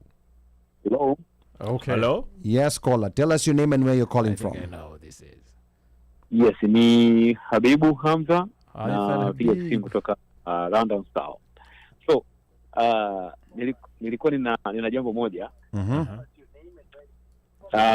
Ninachojiuliza bado ni kwamba wakati wa show kama hii ya Bien, tumekuwa tukiona show nyingi ikifanyika, nafikiri kwenye matamasha mengi sana tunapata walau recorded version ambayo inakuwepo hata baada ya show na nini, inaweza ikawa inapatikana labda kwenye kurasa za YouTube na sehemu kama hizo. Sasa sijajua kwa hii ya Bien, maana sisi ambao hatukupata nafasi ya kuhudhuria,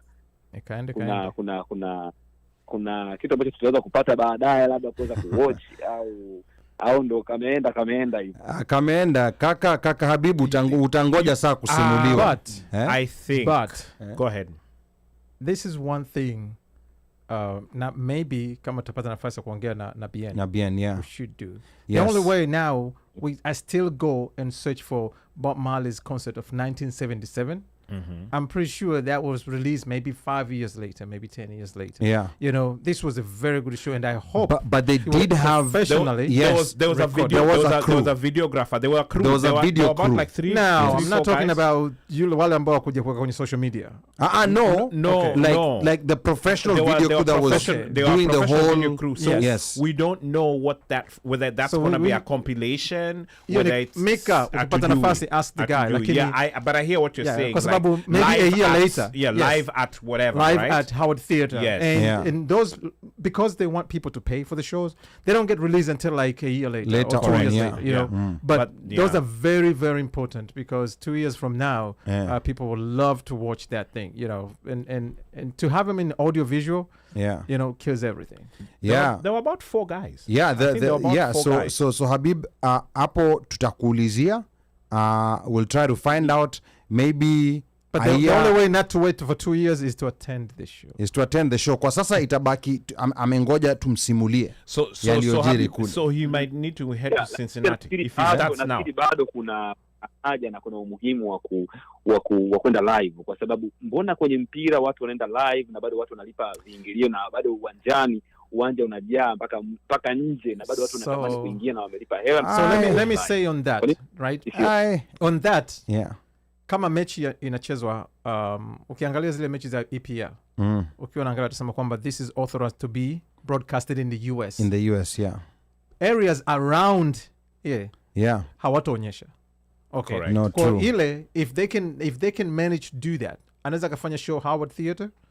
Akiwa nafanya Howard Theater, they can only show in Europe because they're thinking about booking another show in Europe. Yeah. And that's how they do. So most of it, even if it was live, unless you cracked it, au unatumia zile za Patel, zile za nani za IPTV, Yeah. that is from China, the chances hata ungekuwa hapo singeweza kuiona. No, but angalia, ukumbuka time ya pandemic, there was this new model that had started. But that was whereby, paper. No, I know, But but where you could do a live show and then you could pay Yes. to actually get a Ali, stream of the live You show. know, Yes. Mika. but it's this way. If they were doing a live show, right? Yeah. Unaona vile umesema kuna OneMic who does 3 jobs for 3 people. Right? Yes. Mm-hmm. Doing a live show, it means they will have to have a crew Yes. to support that streaming. Yes, absolutely. Yeah. And that's extra costs, It is. right? But come on. So yeah.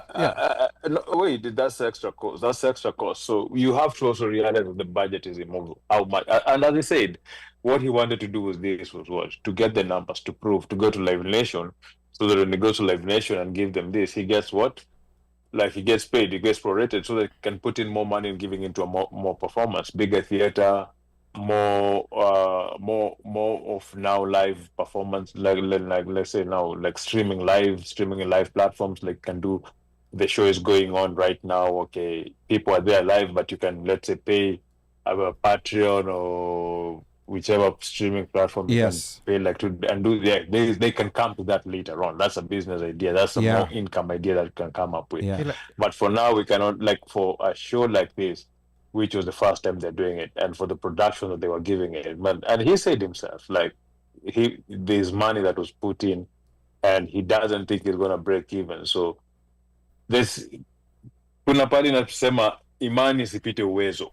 Sawa. But swali langu hapo ni kwamba kwa nini walikwenda na stream numbers kama hawa stream? Good question. But, stream numbers is just to show you where there's a big audience. Where there's a big audience listening to your music. For what? Yeah. For your music. Big audience listening to your music. Okay. Yes. Because And then Bandio kumbuka pia Yeah. nikisema Walikuwa wanaangalia stream zake za nani? kumbuka Bandio, I also want people to buy tickets. So if I say I'm going to be streaming this in YouTube live, right? Some people might say wacha nione YouTube. Well, that's why I said hata baadhi ya games wanazistream, but what they do ni kwamba hawa stream katika They control the area. Inawezekana isiwe stream It's controlled, yeah. Yes. Ndio maana ukiangalia games kama za mimi wanaangalia ligi kuu ya Kenya, Yeah. right? Lakini haionekani Kenya unless it's pay per. Kwa hiyo kama una Azam unaweza ukaangalia ukiwa Kenya. Other than that, hauwezi ukaipata kwa namna yote ndani ya Kenya. But going back to what Habib alikuwa anasema hapa, so that we don't lose his point. Vile amesema kama mechi za mpira, you know, like unakuta zinakuwa stream live, stadium bado inajaa. I think that's an interesting business model, because think about it this way. Let's say 1,000 people attended that. NFL. 1,000 people attended that show, tuseme, because the people who paid VIP. So let's say maybe an average ticket was $80. So 80 times 1,000 people, hiyo inakuja, is that 80,000 ama 800,000? Watu wanajua math. 80,000? Yeah, 80,000. And then if now you could, on this live streaming, private live streaming platforms, if you could have people, like if you want to watch this show live within these 2 hours, pay $5 or $10. And then sasa anyone in the world can log in, and within those 2 hours, not on YouTube, there's some private live streaming platforms. You go, you stream. That's just another business model. But what's too much? Business ikisha establish. Kwa sababu, I mean, NFL wanafanyaje? Hakuna siku wasema kwamba kwa sababu inaonekana NFL, this means watu hawatakwenda kwenye nani. Sema tu ni kwamba ugeni wa industry yenyewe, lakini haijafikia stage hiyo. Lakini unaangalia NFL bado wanafanya hivyo, licha ya kwamba tunaangalia hapa kupitia tena CBS local na bado RFK inaja. So go ahead, Micah. No, and it goes back to what I'm saying. Yes, it's a good business idea, but hatujafika huko bado. Hata kina Jay-Z wafanyangi hiyo. Na kuna times kuna tours zingine wafanyangi hivyo. Okay. Habib, let's let Habib have the last one. Let me jump in for a quick second. Ngoja kidogo. Ni muhimu consider.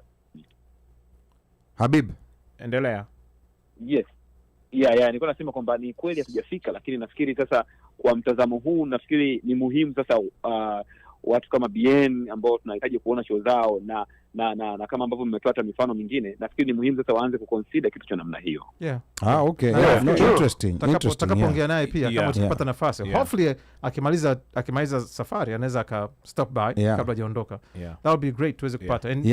Hata kama sio live hapa, because you know why I think your model, they might even make more money, you know, because a venue is limited to maybe like 1,000 people.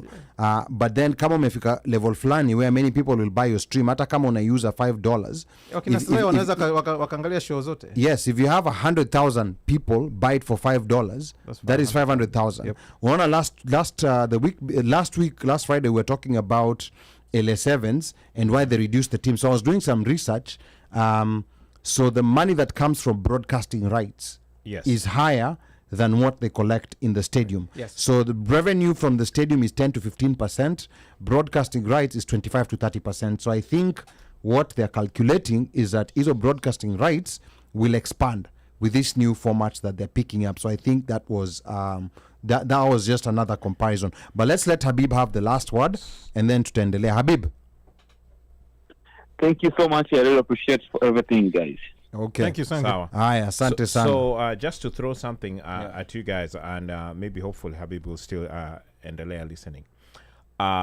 There's an artist, sitamtaja because hawatulipi, but they are a mainstream artist out of where is this guy out of? I think he's out of the UK. Okay. Has a lot of folks who basically listen to him, including my niece. Interestingly enough, she went for a concert of this guy. The concert was at the movie theater.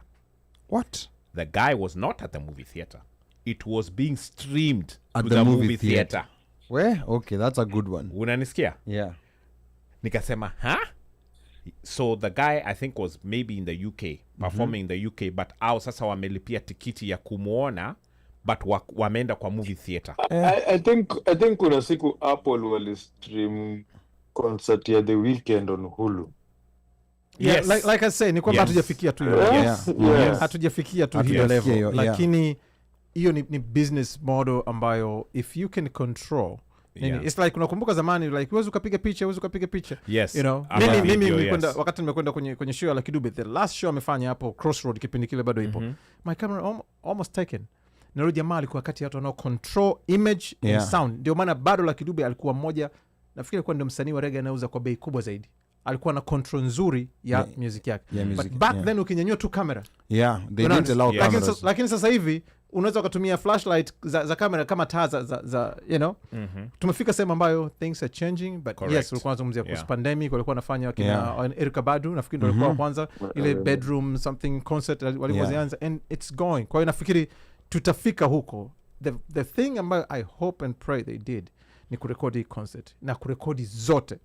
Hata kama atakuja kuzinunua in 2 years, lakini akianza kuzi-upload as archive. Leo hii tunakwenda tunaangalia concert, mimi naangalia concert za napokuwa naandaa vipindi, you know, naangalia unakwenda kuangalia kina Teddy Pendergrass, unakwenda kuangalia, you know. Yeah, and those guys are live performances. Yes, and even the camera, you know, those guys, I don't know what they were. So I hope they did. Nafikiri Bima ameweka swali maybe kwa sababu ya production experience na amekuwa akifanya mambo. Lakini those are the questions ambazo I hope tungetamani kumuuliza. Yeah, because you iko na very big income. In fact, hiyo ambayo Omosh ametaja of you're in a different city, but you go to a movie theater to have it streamed live. So it's a controlled environment. And you have to pay to go in. It actually works for parents because they would rather their child goes to a concert at a movie theater as opposed to going to a concert at a stadium. Yes. Because sasa in their head wanasema stadium watu wako wengi.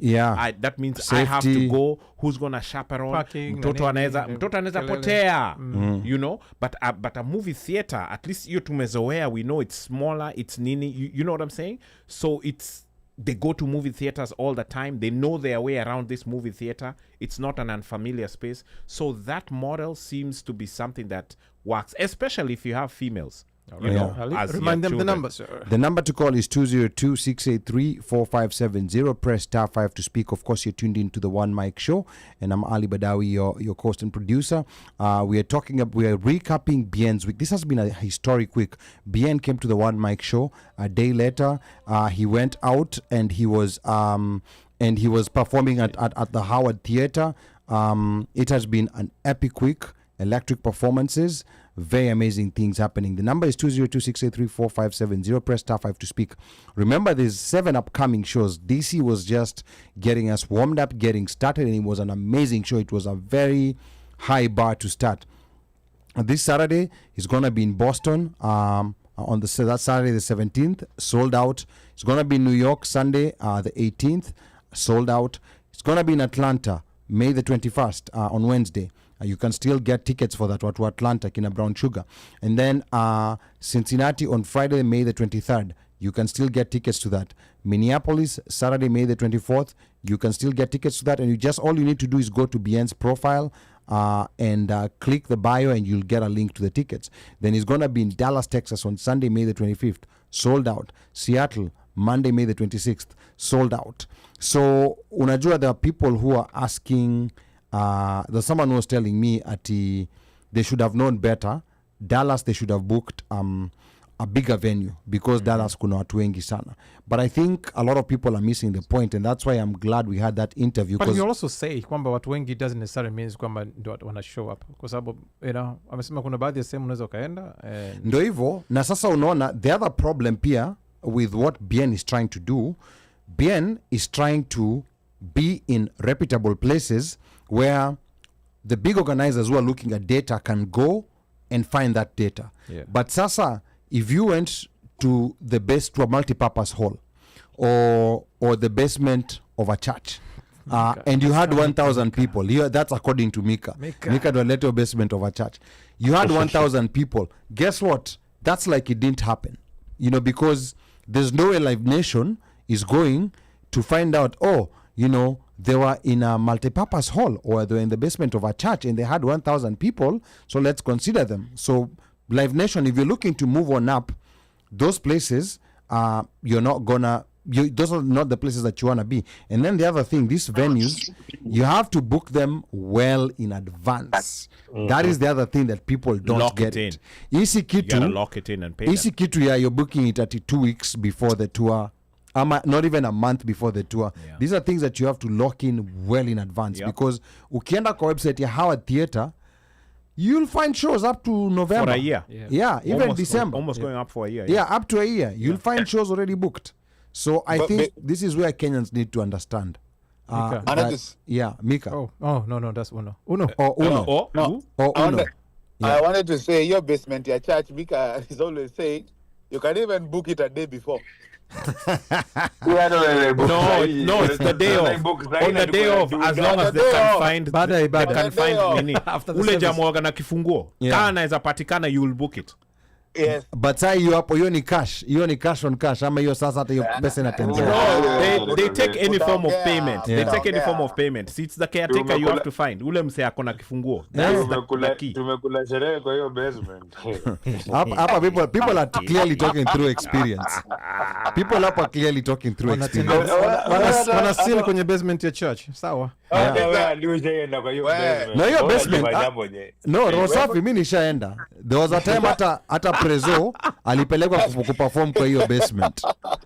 Yeah, let's not mock Prezo and Kenya. Even DNA aliperform. DNA pia sha perform kwa hiyo basement. Na hiyo basement performance inaweza kwanza hata 4 am. You know, like there's no guarantee. In fact, ikianza 3, that is considered an early performance. Yes, early performance. Yeah. And the artist is not higher than the people who is the audience. Yeah, so hiyo ndo kitu that Bien was trying to change. Basement bia ilikuwa inaisha, watu wanaendea bia kwa gas station.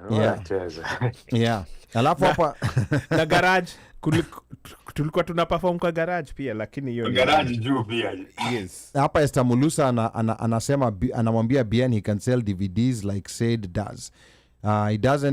She doesn't allow anyone to record during the show.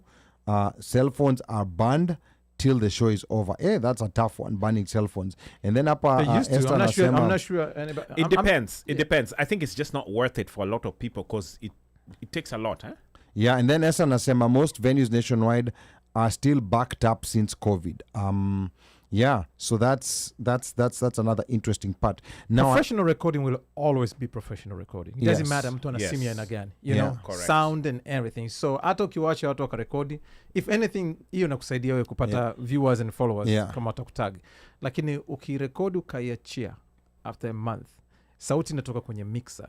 Na umekwenda umeisafisha with tracks, kwa maana kwamba kama mtu anapiga drums utapata ya hi-hat, utapata toms, utapata unapata snare and everything, kick, kila kimoja kiko balanced. Huwezi ukafananisha na clip yoyote ambayo imerekodiwa kwa simu ever. Kwa hiyo mimi mtu anayeogopa hiyo ni mtu ambaye hajui muziki uko vipi. Ni kama zamani nakumbuka tulikuwa tunafanya one mic live kwa kutumia simu, hata mkiwa kwenye break hamna mtu kuongea. Kwa sababu gani? Kwa sababu sauti itakwenda moja kwa moja. Sauti itaenda moja kwa moja. Sasa hivi kwa sababu tunapitia kwenye mixer literally mute, unajua na vitu hivyo. Kwa hiyo hii swala la watu kuogopa kurekodi kwa simu, kwanza nani atarekodi 2 hours concert kwenye simu yako naenda kafanya na sauti sio nzuri. So okay, all right. So twende Bandio, twende kwa, we want to talk about now Bien's role as a mentor, and let's go to the last clip ambao ulikuwa unacheza. The one that you played before your Duke. Let's go back to that clip again. Ile ilikuwa, I think it was labeled as Visa, but it's the one that's supposed to be meant. I think it's around minute 32, 39. So play that for us. Alafu we are going to analyze what Bien told us. A lot of gems were dropped. Right. Sorry for Bien. He has said he's taking the Kenyan music to bigger places. Is he mentoring or assisting any other Kenyan artists to do the same level or access the same platforms like him? So here, a quick question to you from Pablo in California. Pablo in California, thank you for your question. Pablo, if you go on YouTube or wherever you stream music, you can check out Soul Generation. Okay. Soul Generation is a record label that signed Ben Soul and Viri. Yeah. Also, there are other groups, Kaskazini, there. And on that mentorship level, I've done the most with Bensol and Viri. You can see their careers. They speak for themselves. Also, Soulfest, my festival, is the biggest employer in terms of festivals in Kenya. Not only artists. Interesting. Like it employs almost 1,000 people. And security that's and security, everything. Then finally, we set up Soul Generation Publishing. We are the biggest publisher of Kenyan music. We are doing publishing for Kenyan artists. They didn't know about publishing. Publishing wasn't a conversation that existed until we started to do it. So all of these urban tone songs in the new age of artists, we are publishing for them. Even the older artists who didn't have publishing, we are publishing for them. So we are hell-bent on building structure in our industry. Okay, all right. That was... like serious gems being dropped. It's not just mentoring. Unajua, hii term mentor, I think it's sometimes very misused. Loosely used. Yeah, a lot of people like calling themselves mentors. That bring your sons, I can mentor them. That term is misused. But here there are specifics. Like there was issues that the industry was experiencing. People did not know about publishing. Mtu ameenda akarekod nyimbo, they don't even know how they're gonna make money out of this song. They don't know, like what the split sheet said, nanini. So this is where they were coming in. So it's not just mentorship, but it's just showing them a direction that this is how your music is gonna start making money for you from now and forever. OmoshFaya, what was your thinking on what Bien said there?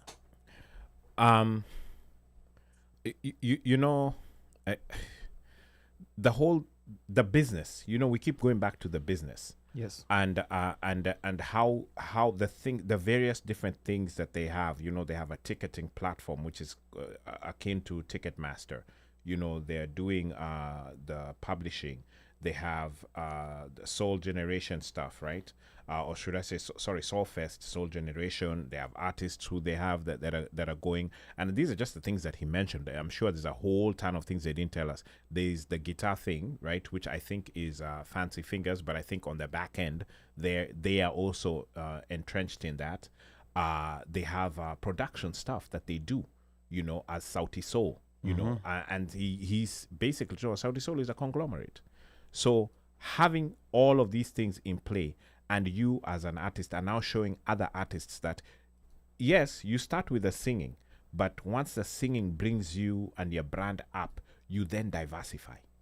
Si ati umekatu hapa kwa hii mtaro. Yeah. You can now diversify. You can now say, okay, I can touch here, I can touch here, I can do this, I can do that. And what opened the doors for you was this music business.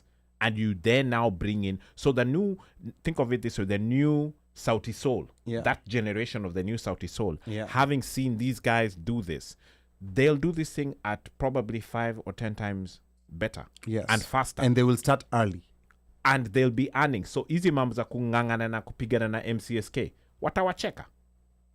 For 3,000 shillings M-Pesa. Mbili. Yeah. Because that thing is being divided among, it's 20 mil that's being divided with 10,000 people. Yeah. What are you going to get? Yeah. You understand what I'm saying? Okay. So this is eye-opening. It's a precedent. And hopefully other artists are learning, they're seeing, and they're engaging. Because kuna ile hata unaweza enda kuuliza sema, lakini na nyinyi hii kitu mumefanyaje? Nawaona mukienda tour, nawaona mukifanya hivi, na sisi tuko hapa, what is it that we need to change? The most profound thing is how open he was with this information. That's what I was saying. Unajua especially Kenya, sijui Tanzania. Kenya kuna tabia moja, like when someone has the secret sauce to something, even if they're not gonna lose anything by telling you antaka kuiweka niye peke yake ndo awe successful. Utena utamuuliza mtu atakwambia sijui. Just like when we go back to school, you'll ask someone how to do a particular problem, then anakwambia sijui. Then when it comes to the test, he aces it, and you wonder, and the reason amekata kukwambia na labda wewe utaifanya and then umpite. So I think that's a problem, but I like bwana tunaita kamati ya roho mbaya. Kamati ya roho chafu. So that's why I was saying kwamba msanii kama kuna msanii akikaa akasikiliza hii interview, sio tu kama alikuwa anajibu nini, lakini kuna shule ya nini unaweza ka manage music. Yes. Unajua, that's one thing. Na alikuwa anakwenda beyond swali liloulizwa. Kuna wakati unamuuliza swali, you're like, angeweza kujibu tu kwamba unamuuliza umementa watu, angeweza kumention, right? Lakini ana mention tunafanya nini, tunafikiria kufanya nini, and that's confidence. Yeah. Hicho ndio unasema kuwa confidence, kujua kwamba for me to grow I don't have to bring anybody else down. Sitaki mwingine ni mwache, and I'm ready for challenge and everything. Nitakuonyesha njia, ukifika huku tupambane. That's one thing ambayo ndio maana nasema kwamba kwa kweli nilimheshimu zaidi kwa sababu vile alikuwa very very open. Na watu wa hivi they will never fail. I know, like it was very shocking at how open he was, and how it's kind of like he was like, I'm giving you guys the cheat sheet. I want you to succeed. You know, yeye mwenyewe, he's successful wherever he is, but it's like there's something that's burning in him where he wants to see others succeed, which is very unusual. Sometimes kuna watu akisucceed anataka kujiona ni yeye peke yake, amebaki pale kama mfalme. Yeah, but that's the thing. Unajua amesema amekuwa afanya muziki for 31 years, right? Yeah. Alikuwepo wakati music ya Kenya ikiwa nzuri. Amezungumzia how they used to travel, wakaenda mpaka TZ kwa bus. Yeah. On a media tour, not even just a media tour. Yeah. Kurudi, wanakwenda wana study, wanarudi. Unajua, kuna vitu ambavyo you cannot replace. Huyu mtu ameshapitia ile experience na machungu na amepata do's and don'ts katika muziki ambazo wewe kuja kuzipata. This is like nataka niwe kama Mandela. Nenda jela kwanza for 27 years. Okay? Na ukirudi. So the guy yuko so open, lakini anajua soko. Alafu kitu ambacho labda watu wafuatilia muziki. Lakini level ambayo yupo, licha ya wengine watakuja, wataondoka. Watu ambao wanajaribu kumtafuta for collaboration. Watu ambao wana collabo naye outside Kenya. Yeah. Unajua, Darasa, Mario. Unajua, hawa ni watu ambao tayari na wenyewe wako juu. Lakini nyimbo ambazo wanafanya naye zinafanya nini? Zinafanya pande juu zaidi. Kwa unaweza ukaona kile yuko nacho. Lakini one thing ambacho nafikiri hata tukuzungumza kipindi kile, ana niche fulani kuanzia mwonekano, alafu Bien ukisikiliza muziki wake sio nini anasema au sio nini anaimba. Bien yuko special kwenye vipi anaimba. Kwa na kila kitu kwenye muziki tunaita midondoko. Unajua zile ambavyo ana up and down sio monotone, lakini jinsi ambavyo anatamka maneno yake anavyoweza kuya reverse. Mimi naweza nikarudi nyuma ukaangalia watu kama kina Juma Nature ndio walikuwa na kitu kama hicho ambayo anaweza akachukua verse yako hiyo lakini akiimba yeye akaimba yale maneno, lakini tonation yake inaleta tofauti. Alafu hata anapokuwa akiimba ukiona mwangalia huoni kama ana struggle, waga anafanya inaonekana so easy. Unajua anaonekana iko so easy, flawless. Kwa hiyo he did say that, he said that too. Okay, ana kitu ambacho yuko nacho, but you know why? Ana practice kwa muda gani? Yes. Na hii alivyozungumza tu how much ana practice, I was like I get it. I'm like practice. I was like, man, that's crazy. Wanavyozungumzia practice makes perfect. Correct. Unajua sisi na mimi sio siri, I mean watu wanafahamu mimi kama naenda kwa interview mtu, right, a week before, kila siku nitakuwa nafanya intro, nitakuwa naendesha naisema intro, na sio kwamba naifikiria, naisema introduction ya show. Una speak out loud, unakwenda unafanya mazoezi kila siku. Nimekuwa nafanya hivi kwa miaka mingapi? 24 sasa. But still, kama unakwenda kuperform, kama unakwenda kufanya interview, kama unakwenda kufanya show na how feel butterfly in your stomach, then don't. Kwa sababu you are not growing, you are not going above and beyond. Huoni ile importance ya, huoni how sacred kila ambacho nakwenda kufanya. Lakini kama najua kwamba nakwenda kwenye show, it doesn't matter. Ndio maana mimi huwa nakuwa hapa from 3 hata kama show inaanza 8, because I know this show it could be the first kwa mtu mwingine, could be the last kwa mtu mwingine, lakini tunamwacha na intention gani. Right? We have to make sure it's almost perfect every day. Kuna mtu ataisikiliza kwa mara ya kwanza, we want them to stay. Kuna mtu atasikiliza kwa mara ya mwisho, tunataka ondoke na memory nzuri. That's the thing. So you have to practice, you have to prepare every time. Na kuna watu ambao wakishafanya show, wakishafanya level aliyofikia, hata akifika nusu yalipo bien, they don't practice. Tasikia tutakutana ukumbini. Hakuna hiyo hapo. Unaona hiyo practice, that constant practice. In fact, hiyo kuwa mnaamka saa 1. Me, that's the one that discipline. 7 a.m. Na ulisikia alisema nini? Anasema ikuume. Yes. Because kama ikumi, uto hata ukiingia pale, lakini kama kila siku unajua nimeamka, nimekatisha usingizi kwenda kufanya mazoezi a week for this, I'm going to kill it. Serious. Yes. Swala ya asubuhi ndio ngumu zaidi ya zote. Gym. Ukiamka gym 5 asubuhi, kwenda gym 5 na umechoka.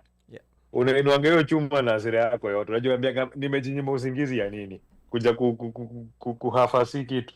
So unaona hiyo hapo, that's interesting. Unaona hiyo pia sasa ni kama pia superstition yao. You know, like tukija mapema, watu watakuja na kahasira fulani na wacha iwaume, ndo watapata utamu wake sasa after tumefanya hii rehearsal na nini, which I think was very amazing. You know, like I think we got information. Alitoa tips mazee. Sema tu ndo hivyo nakwambia kwamba like they say the value has a value only if it's valued. Kama mtu amekaa tu na kusikiliza kwa sababu unamwangalia bien kusubiri kama atatoa shot, kuna vitu vingi utavimisi. lakini kama uko pale kusikiliza kile alichokuwa anazungumza from alivyoanza mpaka mwisho, my friend, kulikuwa kula ile kama ulivyosema, that was a masterclass. That was a total masterclass. Then he also talked about investing in Kenyans in the diaspora, investing in the creative industry. I think you're about 119.27. He talked about and gave some very interesting perspective, something that not expected, because the question I asked had something to do with Kenyans are investing a lot in real estate, maguta. How can we, is there a way or a method of investing in the creative industry? Let's hear to what Bien said. That was 119.27. 119.27. There's been people who've been asking questions about investing in music. And people don't know how to do it. Like if you want to invest in the creative industry in Kenya, kuna watu hapa who have so much money, they want to invest in the creative industry, but they don't understand like how to get started. Or is this even a thing that's possible, for diasporans? Yeah, it's very possible. Yeah. It's very possible. I mean, like, so I can only speak from the businesses that I have. Yeah. And all businesses that are related to music are cash intensive. But the ROI is there. If you look at the artists who have mentored, you can see that's the ROI. Yeah. Like you can monetize an artist, you can monetize an influencer, you can do all of those things. So anybody who wants to have that kind of conversation, I know this is not the platform where I can like open up the books and talk to you about it. Yeah. But yeah, there are opportunities. The first thing is just, guys, and I know I've said this enough. The first investment you can make in art as a diaspora is just buying tickets and coming to the venues. Okay. That is the beginning of a crossover that can now see all of us make money. The economy around coming to watch a show is money transfer, is products, is so many things that we're marketing to our people. So let's first of all put the people in the hall. So buy tickets. When those people are in the hall, we can sell anything to them. Am I making sense? No, you're making sense. Absolutely. No, you're totally making sense. Yeah, and then watu mlikuwa so quiet mpaka akauliza, am I making sense? Yeah, it was a masterclass. I mean, were listening. See, unafunzwa, wewe ni mwanafunzi. Unajua, it was the shocking simplicity of what he gave that was so interesting. And I think we don't want to play everything. We want you to go back. Those who did not watch, go back and watch the full episode. Because there's what you expect mentally of what answer is going to come. And then whatever he gives is so profound and so simple. Because unaona nasema the best thing you can do as a diasporan, because a lot of times, and Namika amesema hivi, a lot of times diasporans, we have a tendency to over-exaggerate our importance on matters happening back home. Wow. Are we important? Yes, we are. But there's a tendency sometimes to over-exaggerate that importance, like, oh, I can go there, yes, and solve the problems that the entertainment industry is experiencing because I have experience here. Na hujawahi kununua ticket. Yes, na hujanunua ticket hapa. So, na hivyo ndo vile amesema, make it simple. Buy tickets, go talk to your non-Kenyan co-workers and your non-Kenyan friends, ask them to buy tickets, and that is the beginning of a crossover. Diaspora wanataka wawe kwenye flyers. There were people who were there at this concert. Yes. And this is now being told, is it lessons learned or things I saw when I was there? This Chile is French. Mm-hmm. She came with her friend who is half Djibouti and Somali. Wow. The Djibouti and Somali chick is not the one who bought the ticket. She was a third leg. Wow. Meaning, the French chick has a Kenyan friend. Yes. Who told her about Sauti Sol, so she's been following. So once she saw that Bien had an ini, alinunua tikiti mbili na akagrab huyu mngine. The Djiboutian. They had fun. And this is like live, people who you're meeting. And there were people who are like that, who just, had maybe even followed Sauti Sol or were brought by a friend or you're like, oh wow, who would have thought? Mosh. Yes, sir. Hawa ni wale walikuwa hapo kando yetu kwa hapo juu. Yes. No, Yes. I realized they were not Kenyans. Yes. Yeah, but maswali mawili ambayo nilikuwa nafikiria. Kwanza nafikiri tulisahau kumuuliza, au sasa hivi nafikiria ningepata nafasi ningemuuliza huwa anasoma vitabu gani? Okay. Okay. Au anasikiliza podcast gani. Yes. Kwa sababu kuna kitu katika delivery yake Yes. ambacho si cha kimuziki. Kwa mtu ambaye inaonekana biashara yake, amesema biashara yake imekuwa muziki for 31 years. Kuna kitu ambacho ana pick up. Either ni mentorship, huwa anapata nafasi, ni watu wanao hang now na vitu kama hivyo. That's one. Lakini kitu cha pili, so mnapoangalia ile audience, mnaweza mkasema asilimia ngapi ilikuwa ni Kenyans? So I don't know. You know, I don't even know if it was but, 50%. But ningesema labda hata tukua 50%. Okay. Yeah. Kwa sababu sasa naangalia kuna kipindi tulisafiri tukaenda Delaware kwenda kuangalia Ladysmith Black Mambazo. And unless waliingia watu wengine nyuma yetu, I think we were the only black people pale. All right? And hiyo ilikuwa the reason tulikwenda Delaware kwa sababu walikuwa sold out kwa mwaka mzima. Got it. Okay. That's Ladysmith Black Mambazo. Na swali ambalo nafikiri najiuliza wakati mwingine, what is it kuhusu wao? Hawatumii gitaa, ni miguu, unajua? Yeah. Hawaimbi lugha inayoeleweka, ni Kizulu. But still wako so unique, wana sell out hizo kwa sababu hawatumii instrument. Wao ni a cappella. Yes. Lakini wanapiga, wanaimba lugha ambayo watu hawaelewi, and ukumbi uko sold out. Na we were just, sisi tulikwenda tukiwa 5, as far as I know, kwa niliowaona kwa macho yangu, we're the only black people in there. All right? And this is a group from South Africa. Kwa hiyo kuna swali ambalo natamani pia nikipata nafasi tena nimuulize, how do we get there? Kwa sababu kwangu mimi naona ndio that should be, hiyo inatakiwa iwe lengo, sio tu kwa wale ambao wanakufahamu. Yeah. Unajua, kwa wale watu wengine. Sasa unapozungumzia kwamba inawezekana ikawa 50, hata kama ni 50%, that's a big step. Kufanya concert weekday, alafu 50% ni wale wanaokuja kwa sababu ni msanii wetu, 50% wanakuja kwa sababu ni muziki mzuri. Yes. That's a step forward. Unaona? Kwa hiyo nilikuwa na hayo maswali mawili, nafikiri pia tukipata nafasi, kama tutapata nafasi, Micah, maybe Micah might have seen something hiyo different. tuone kama unaweza tukampata for recap. Sasa hii ni recap na yeye akiwepo. Yeye mwenyewe atuambie what was a high moment, ni kitu gani, performance gani aliona vizuri, if anything he could change, na mambo kama hayo. Tukimpata hata kama itakuwa midweek show ni sawa tu. Micah, what was to answer that question of the percentage, in your opinion, what you saw, what percentage do you think were Kenyans? I honestly cannot say.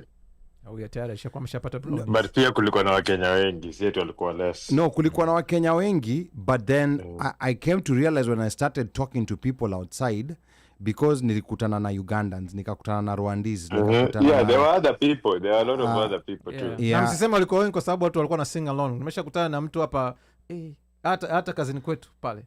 Watu wanaokutana mtu anaimba vizuri Kasongo yeye, na hata hajawahi kusema neno lolote la Kiswahili. Kwa kuna watu ambao, especially kwenye nyimbo, people can sing along. Correct. Kofi Olomide anakuja Tanzania anapiga concert, watu wanaimba utafikiri ni wa Kongo. Na hata hajawahi kufika mpakani, you know. So nafikiri ni anaelekea right direction. Let me read a few comments here that were coming as we're having this conversation. Lauren Kagwe anasema it's okay to record kiasi, ni part of marketing. I know Bruno Mars shows you can't record, but this is a different story. Absolutely. And then anasema BN is doing great stuff. Washeke anasema we operate from a place of scarcity and that's why we get keep. Lauren Kagwe anasema watu hide information juu ya wivu, chuki na selfishness.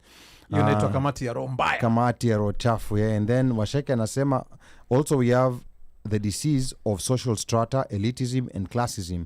We want to be the only ones on a certain level. And then hapa Lauren Kagwe, I think niwe bandio kizungumza, anasema Kiswahili kitukuzwe, Kiswahili sanifu, hapo tafuta kamusi. And then Lauren pia anasema hata kutoa shati iko na utamu fulani pia, LOL. Sio shati tu. Yeah, huyu hapo ni huyu hapo ni Lauren Kagwe. So Lauren Kagwe, asante sana. And of course, you're tuned into the OneMic Show. The number to call is 202-683-4570. Press star 5 to speak. We're recapping a historical week. Tunasubiri simu. Yes, tunasubiri simu sana. It's a maybe historical Lauren week. Kagwe ndiye apige simu. Yeah, Lauren piga simu tutueleze umekuwa wapi all those months or all those years. Alikuwa anatoa shati. Been away. Alikuwa anatafuta shati. Yeah, alikuwa anatafuta shati itolewe. But yeah, this was this. Can I say something? Yes. Yeah, go ahead. I think when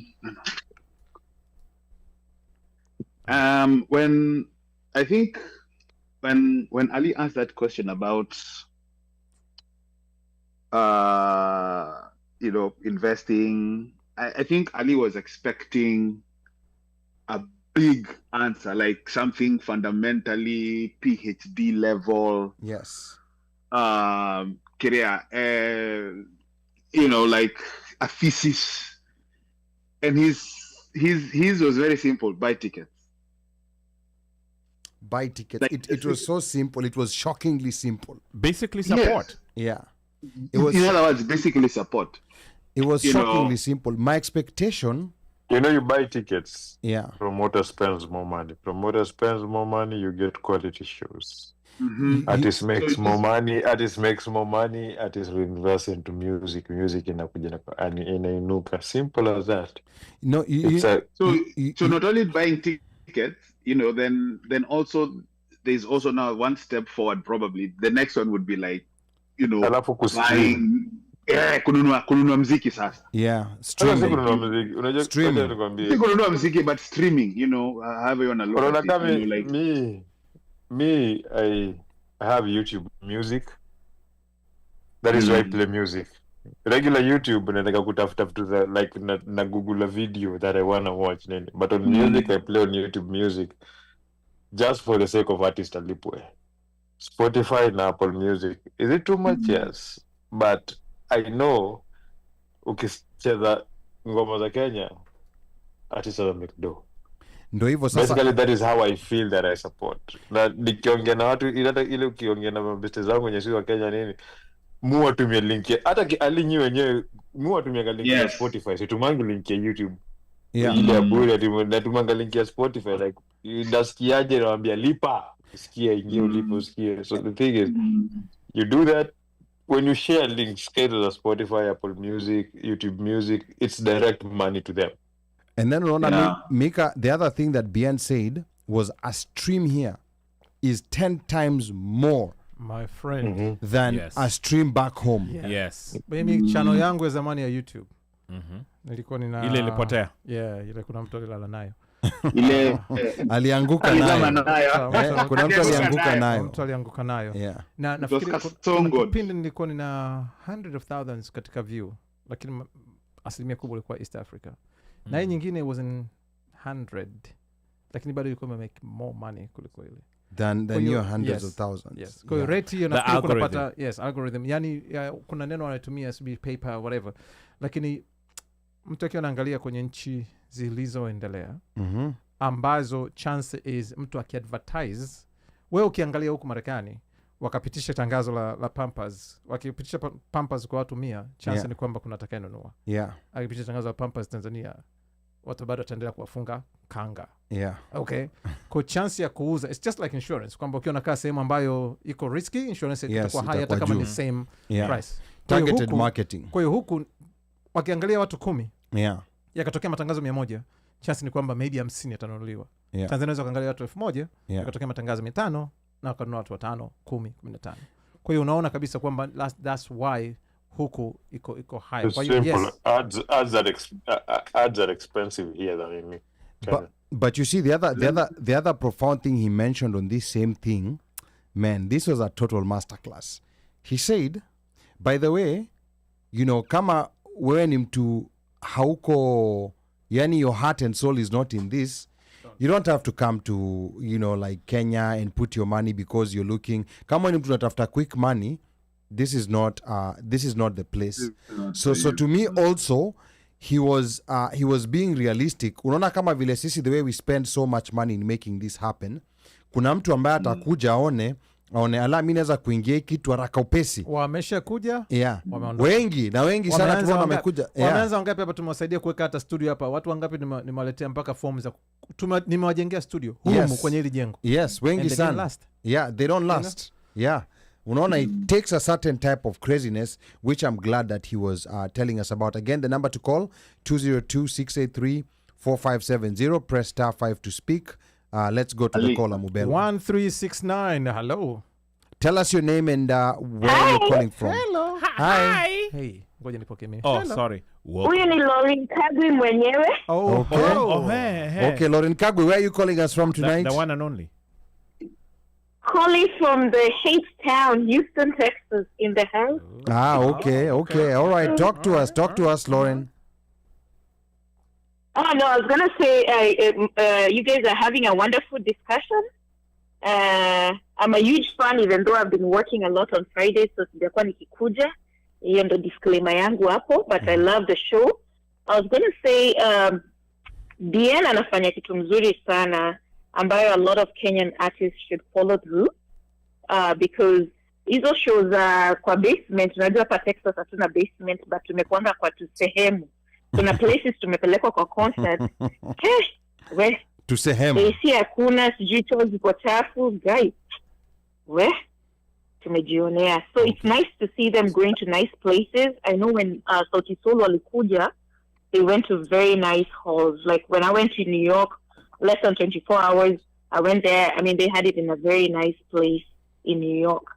So I think venye tu mnasema ni vizuri tuendelee kuwa support.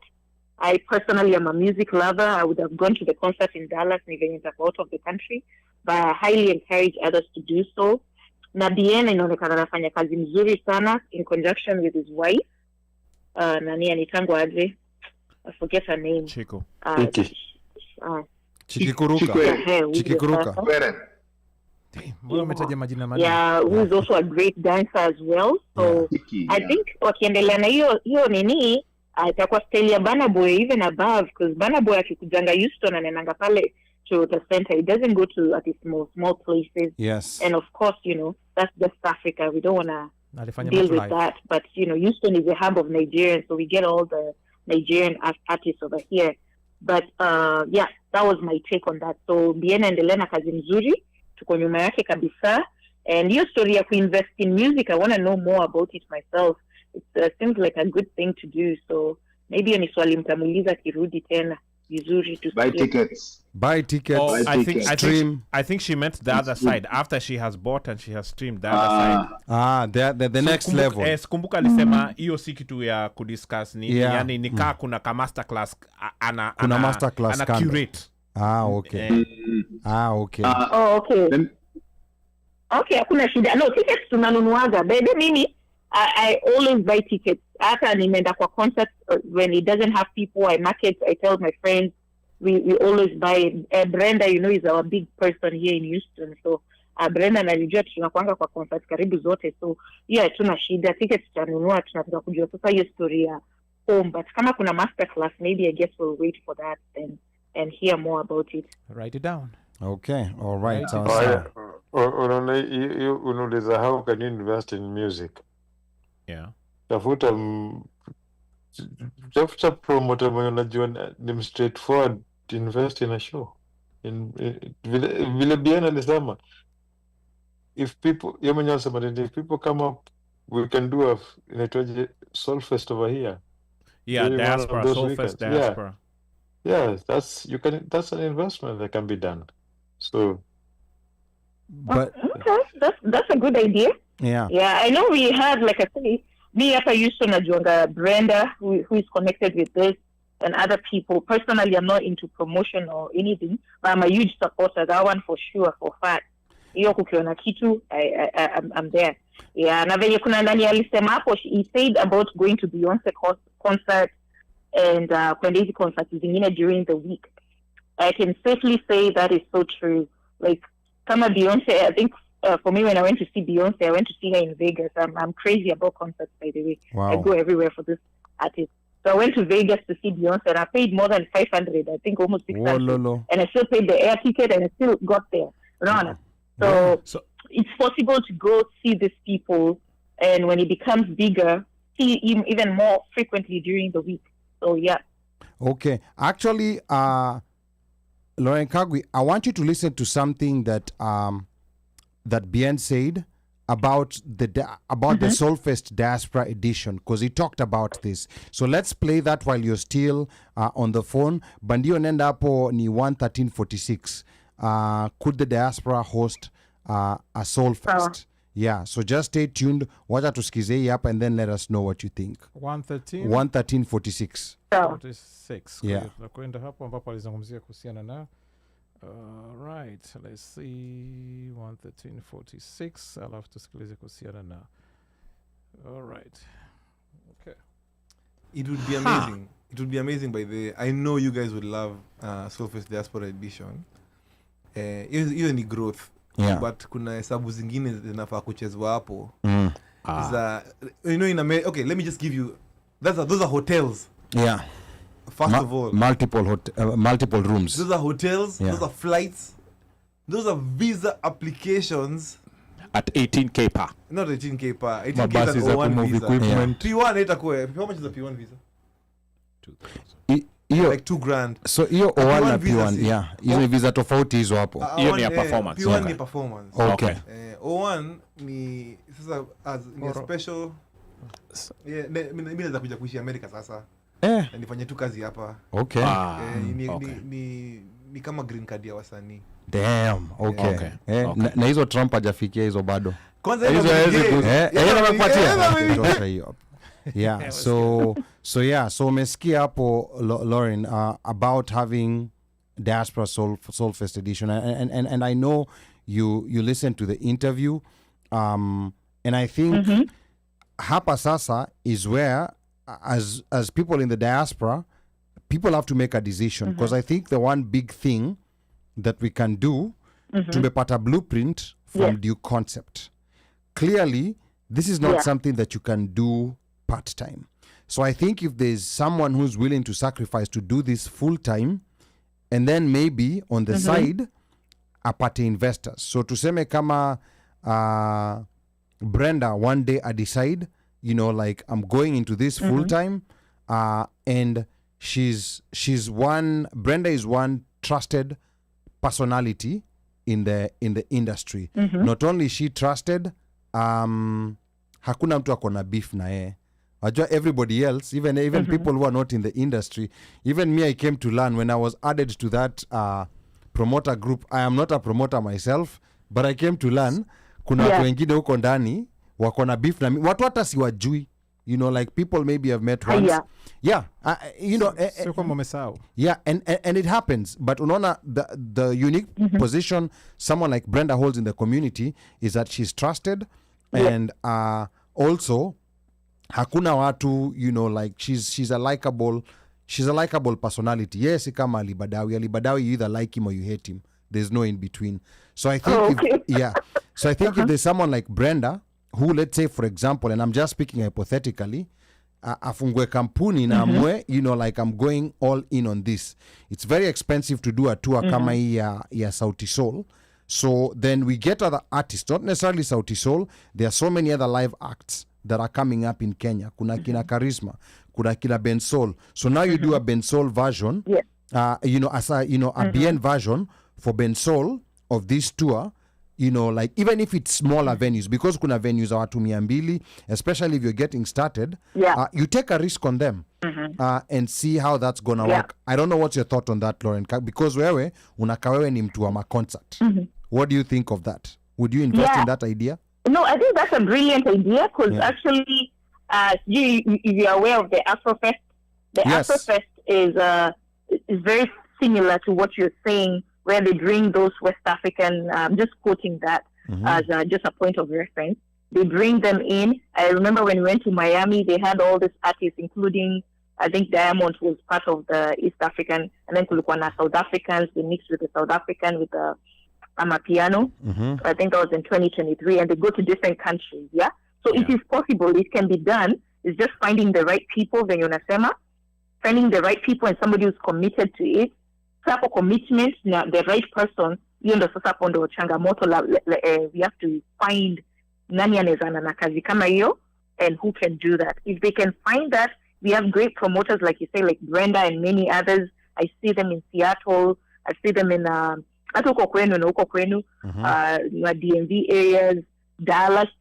Saa zingine venye tu umesema kuna kuwa na hiyo kuna kuanga na kashida hapo kama kulikuwa na kabisa before ya Dallas na Houston already, kulikuwa na zingine sijui za Atlanta na wapi. So usually whenever that comes in, just like nani alikuwa anasema the TZ guy there, he was saying hiyo kamati ya roho chafu, that's why inatuharibia, unaona. Kwa sababu sasa kunaweza kuwa na the right people lakini they can't work together. How can we get them to work together so that they can come up with something great bila kusumbuana and sharing information when it's necessary? But then once you find the beef aspect of it, sasa ndo kunakuwa na changamoto. So it's possible. Honestly, it's been done. I mean, West Africans do it, South Africans are doing it. I mean, East Africans, we can, you know. But now finding the right people, that's where we need to kind of dig into. And imagine, ukakuwa na kitu kama hiyo, kama nakumbuka venye tulienda Miami, to pay for the tickets for the 3 days, because you go like for 3 days or whatever amount of days utafanya, sijui kama itakuwa 1 day ama 3 days.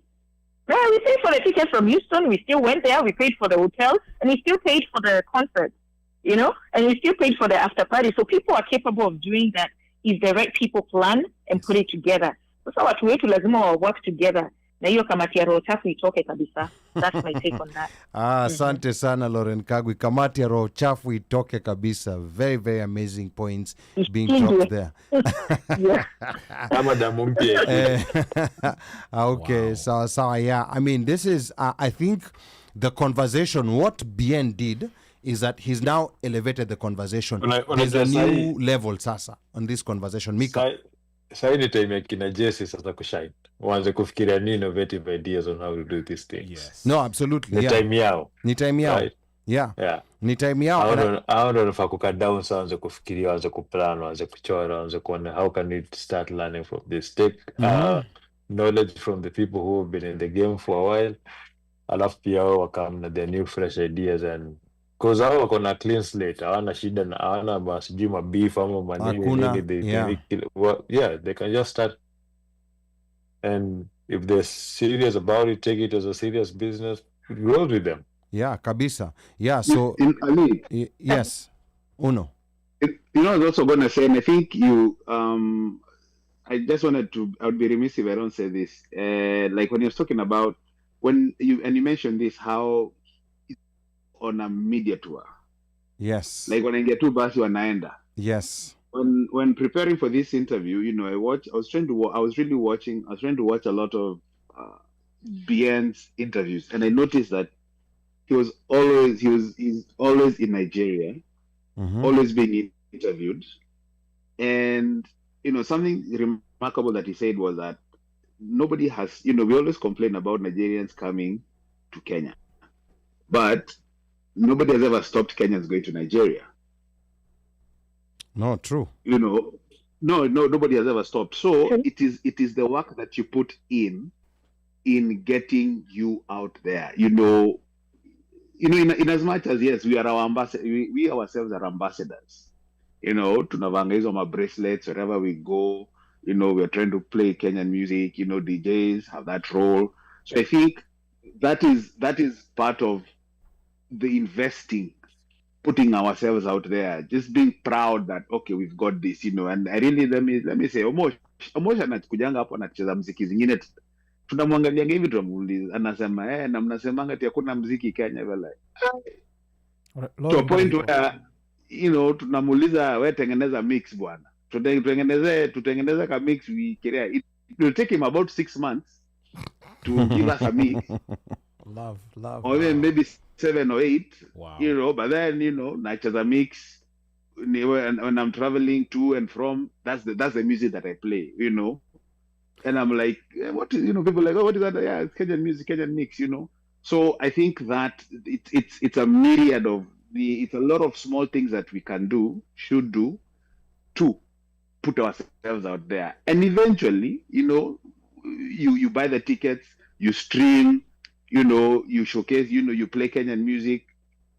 Eventually, people will be buying tickets when they hear Sauti Sol is coming or a certain artist is coming. When the tickets go out on sale, they are sold out in about an hour. Now, you mentioned about the way Omosh plays. Lauren Bado Yuko. Yeah. Yeah. So, Lauren, can you hear us? Yeah, nasikia. Okay. Aya, sawa. Yeah, was there any other point you wanted to add in, and then we'll let you go? Oh, okay. No, nilikuwa nataka kusema tu, you guys keep doing a great job at Omosh. We'd love to hear his mixes and everything. You guys keep it up, let our artists, because as you guys are promoting it, the more people are hearing it too. So mi nilikuwa nataka tu niseme asante as a long lost fan who's coming back. Endeleeni na kazi mzuri and tuendelea kusupport. A lot of us like to support. I know for a fact, I know people that do that. So more the message is spread out, the more we have good artists doing in good concert locations and, you know, great music, the more people come. So asanteni sana. I'll continue listening on the other end for pamoja. Okay, shukran sana, Lauren. Now, there was something that was mentioned, I don't want it to be missed, by Mike, and even Lauren just mentioned it. So there's something very interesting that Bien said about DJs. And Bandio, I want you to play that clip. Hiyo iko 103 or 9. I wrote it here, but I don't want to say what he said about DJs. I want you to hear it from him, and then we're going to discuss it. Hiyo ni 103 or 9. Just take a look kama utafika hapo, and let me know when you're ready to play it. And I think I'm ready to play it. Okay. Like that one over there in that corner over there. This is all. I mean, you guys are here. So you guys are the first people who are going to, you know, DJs. Your job is not to play what people like. Your job, a DJ is a taste maker. A DJ is a curator. Break music. So a DJ is your job is to break music. And when I'm in the club, I need to hear a song I've never heard before that I'm going to Shazam. Well, so in your spheres of influence, even if you take like and DJs are also meant to make their own music.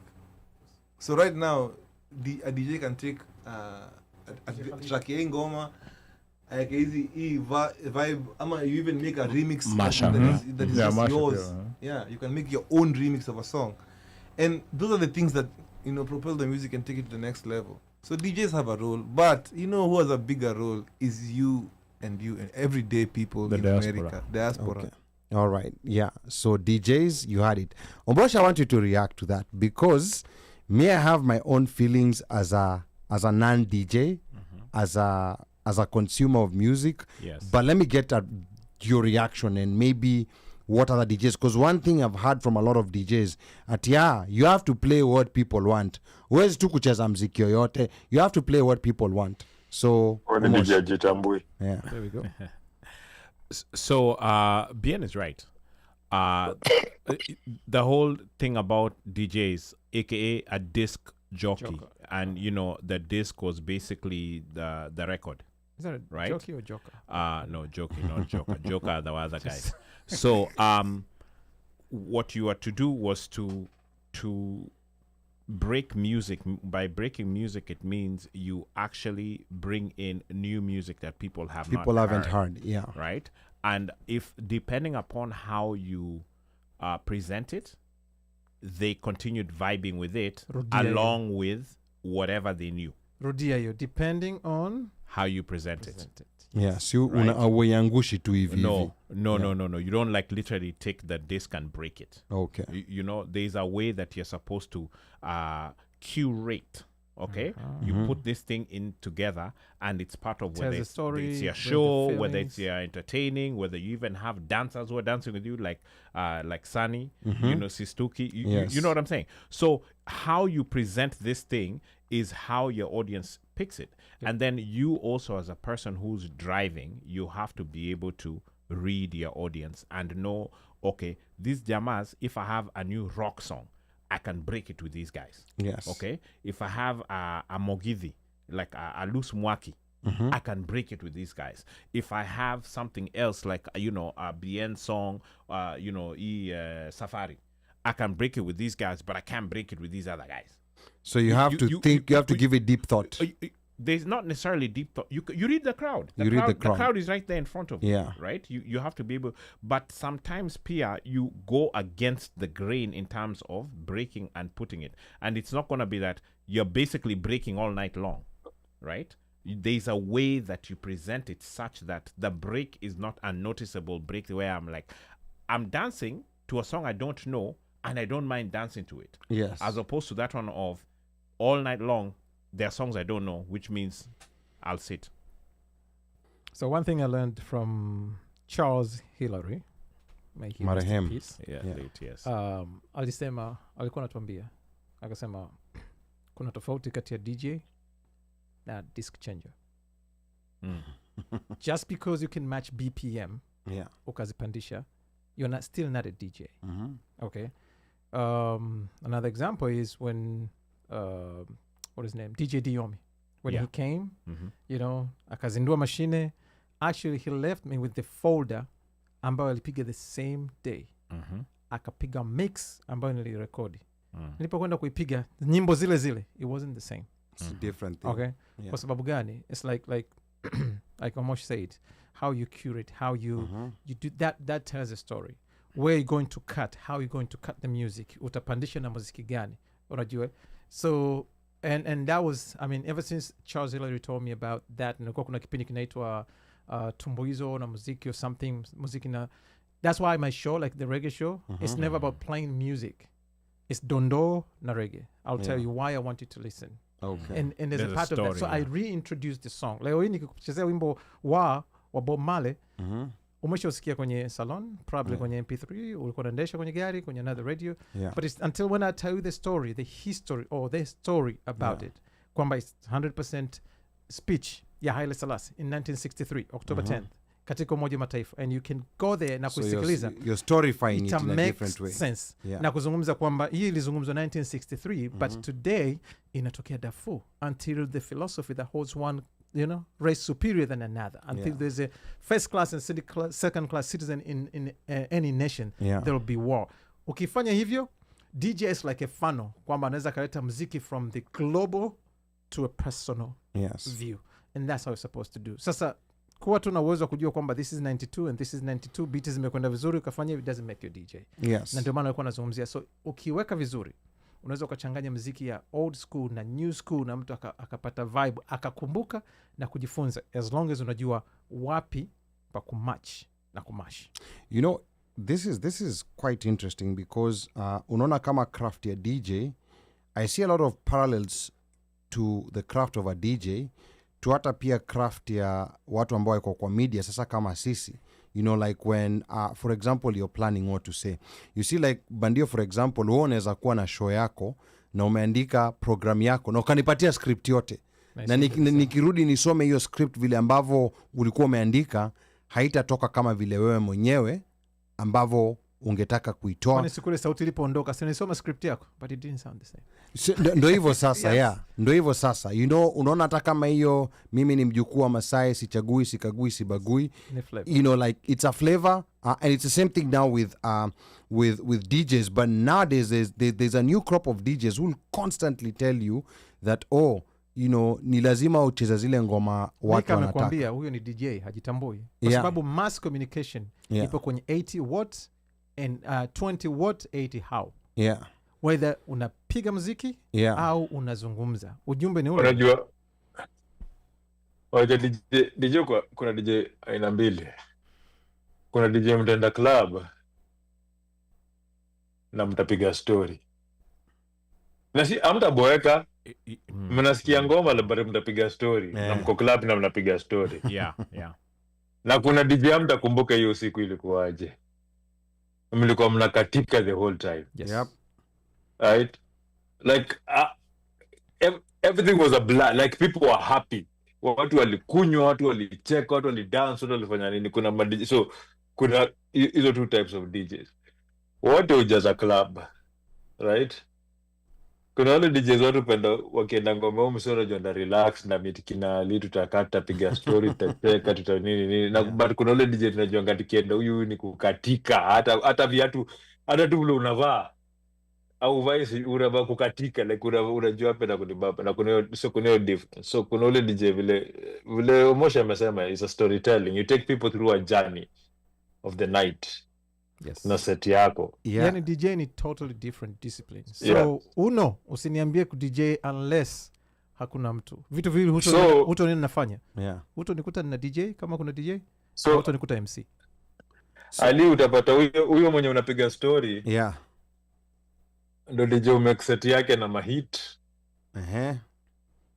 na like ule DJ computer yake ikishindwa job haezi fanya job, haezi tumia tu ngoma za mtu mwingine kumix, haezi cause yeye amejipanga, na hao ndo unapata ndo madijio kwa anakwenda kuangalia top 10 ndo anaandika list, hao ndo madijio ogopa kutoa ngoma, wao ucheza ngoma wakisikia imehit. Na ukiangalia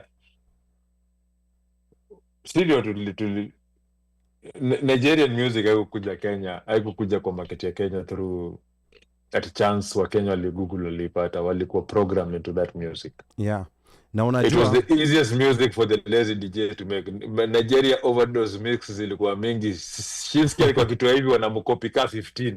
Yeah. Wote wameona wamekopi set yake bila ameicheza na change tu ngoma 2-3 hivi wanageuza. Like you could see it was the easiest mix for anybody who bought a turntable kwa basement yake ama kwa living room kwa nini yake for every weekend DJ to make. Yeah, na alafu unajua kuna pia there's hiyo time Diomi alipokuwa hapa. I can't remember what year it was. It was 2018. It was 2018. Yes, that was before the pandemic. When he was here, kulikuwa na event Copacabana. Sijui kama ilikuwa ni msanii ama ni nani. Now I vividly remember that day because kulikuwa na DJ flani ambaye alikuwa na set before Diomi na jina lake tutabana. You know, we are not gonna say who it is, but yani when he was playing ilikuwa hivyo vile Micah anasema, tulikuwa around, mnaanza kutafutana, mnapiga story, kulikuaje. Yani it was just kama music was playing in the background. Then they switched over and immediately Diomi aliingia. Within the first minute ilikuwa ni kama ni uchawi, you know, because I was there, the dance floor was empty, people were just all over, but Diomi akaingia akafanya sijui nini. Within 1 minute ni kama alikuwa amewaita watu, njooni hapa nyote sasa, mkutano unaanza saizi. Like mood totally changed and it was so instant mpaka nikasema my goodness, what in the world. No DJ ambaye alikuwa kabla Diomi, yani ni DJ ambaye anajulikana, amekuwa akifanya hiyo kazi for a while. So yeah, so quite interesting. There was so much that we had in this conversation with Bien, but there's one hapa, you know, like I don't want us to miss this, and this was regarding, you know, like our kids and our culture. Bandio kama unaweza kwenda kwa 10641, this was a very profound segment. I don't want to say what he said, nataka tu msikize vile Bien hapa alisema around 10641, and this is about your kids. This is very important to anyone who has kids or anyone who plans to have kids. Very important for you to listen. You know, we're learning, don't raise kids who are cultureless. Put your kids onto your music. Nigerians, their kids are growing up listening to Nigerian music in their houses. The Spanish and the Mexicans. Say it again. Say it again. Oh no. Kenya is the only country where we brag that our kids don't speak Swahili. Yeah, you know. Somalis will speak Somali across the world. Yeah, I have relatives who their kids don't speak Swahili. My sister beats her kids up in Swahili. Yo, ndakuchapa sai, they understand. So I think that's something we also need to do, man. You know, we need to. Yeah, my sister lives in America, and her kids, like when she starts talking, where, you just know, hey, they know. Yeah. But she needs to go beyond that. So like, put them onto the music so that the culture is kept alive. 100%. Yeah. And you know, toshe you hapo. Yeah. Okay. So mambo ya mwiko. Nakumbuka ile story ya watoto akasema JD and Uno's niece. Rehema. Yes. So I think this is, well, I will excuse maybe this is the first generation, but this is very important. I don't think people understand how important this is. What is this? Like grounding your children within your culture. Because I think watu wengi wamekuja huku ni kama wamekuja na wakakuja na ile dhana kwamba mila na desturi zetu zilikuwa ni mambo ya zamani, na sasa tumekuja huku we're supposed to advance and just take up, you know, like whatever we find here. Yet all other cultures that are here are working very hard to keep the children within their cultures. You know, Koreans, for example, they even have Korean schools where like and Korean, childcare centers where they deliberately take their kids there for the kids to start having, like that fundamental knowledge of their language. This thing of saying it with pride, oh, my children do not speak Kiswahili, that should be something very shameful. Lakini sisi tuna mwalimu wa Kiswahili hapa Marekani na watoto wake waongea Kiswahili. Now look at that. Now surely. Yeah. Mwalimu wa Kiswahili. Yes. Na watoto wake waongea Kiswahili. No. Okay, that's a problem. That's a big problem. And na sijui tatizo wa iko wapi. Because sometimes utakuta hata wazazi watu wawili wanasemeshana Kiswahili, lakini wakizungumza na watoto wanaanza kuzungumza. So the issue inakuja Felista mengia Tabitha hameingia. So issue inakuja kwenye nini? Issue mara nyingi ni kwamba the kids huwa hawapendi kuzungumza Kiswahili. Okay. Yani ni mara chache utamkuta mtoto yuko excited kuhusu Kiswahili. And for whatever reason, I'm not sure kwamba ni the way sisi tunawatreat. Tunakumbuka Kiswahili kilivyokuwa affected Uganda.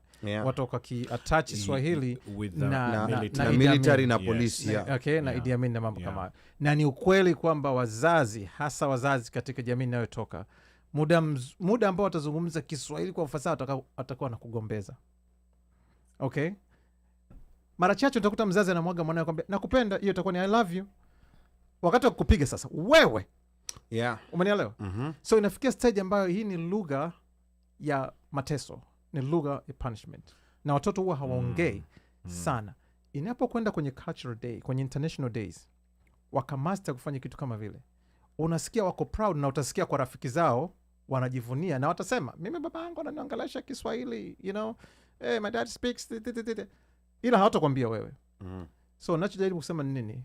Kama mtu ambaye watoto wangu wanaongea, wanaandika, wanasoma Kiswahili, okay, ni sheria ukishaingia ndani pale tutazungumza Kiswahili kwa sababu wana sehemu nyingi za kuzungumza Kiingereza.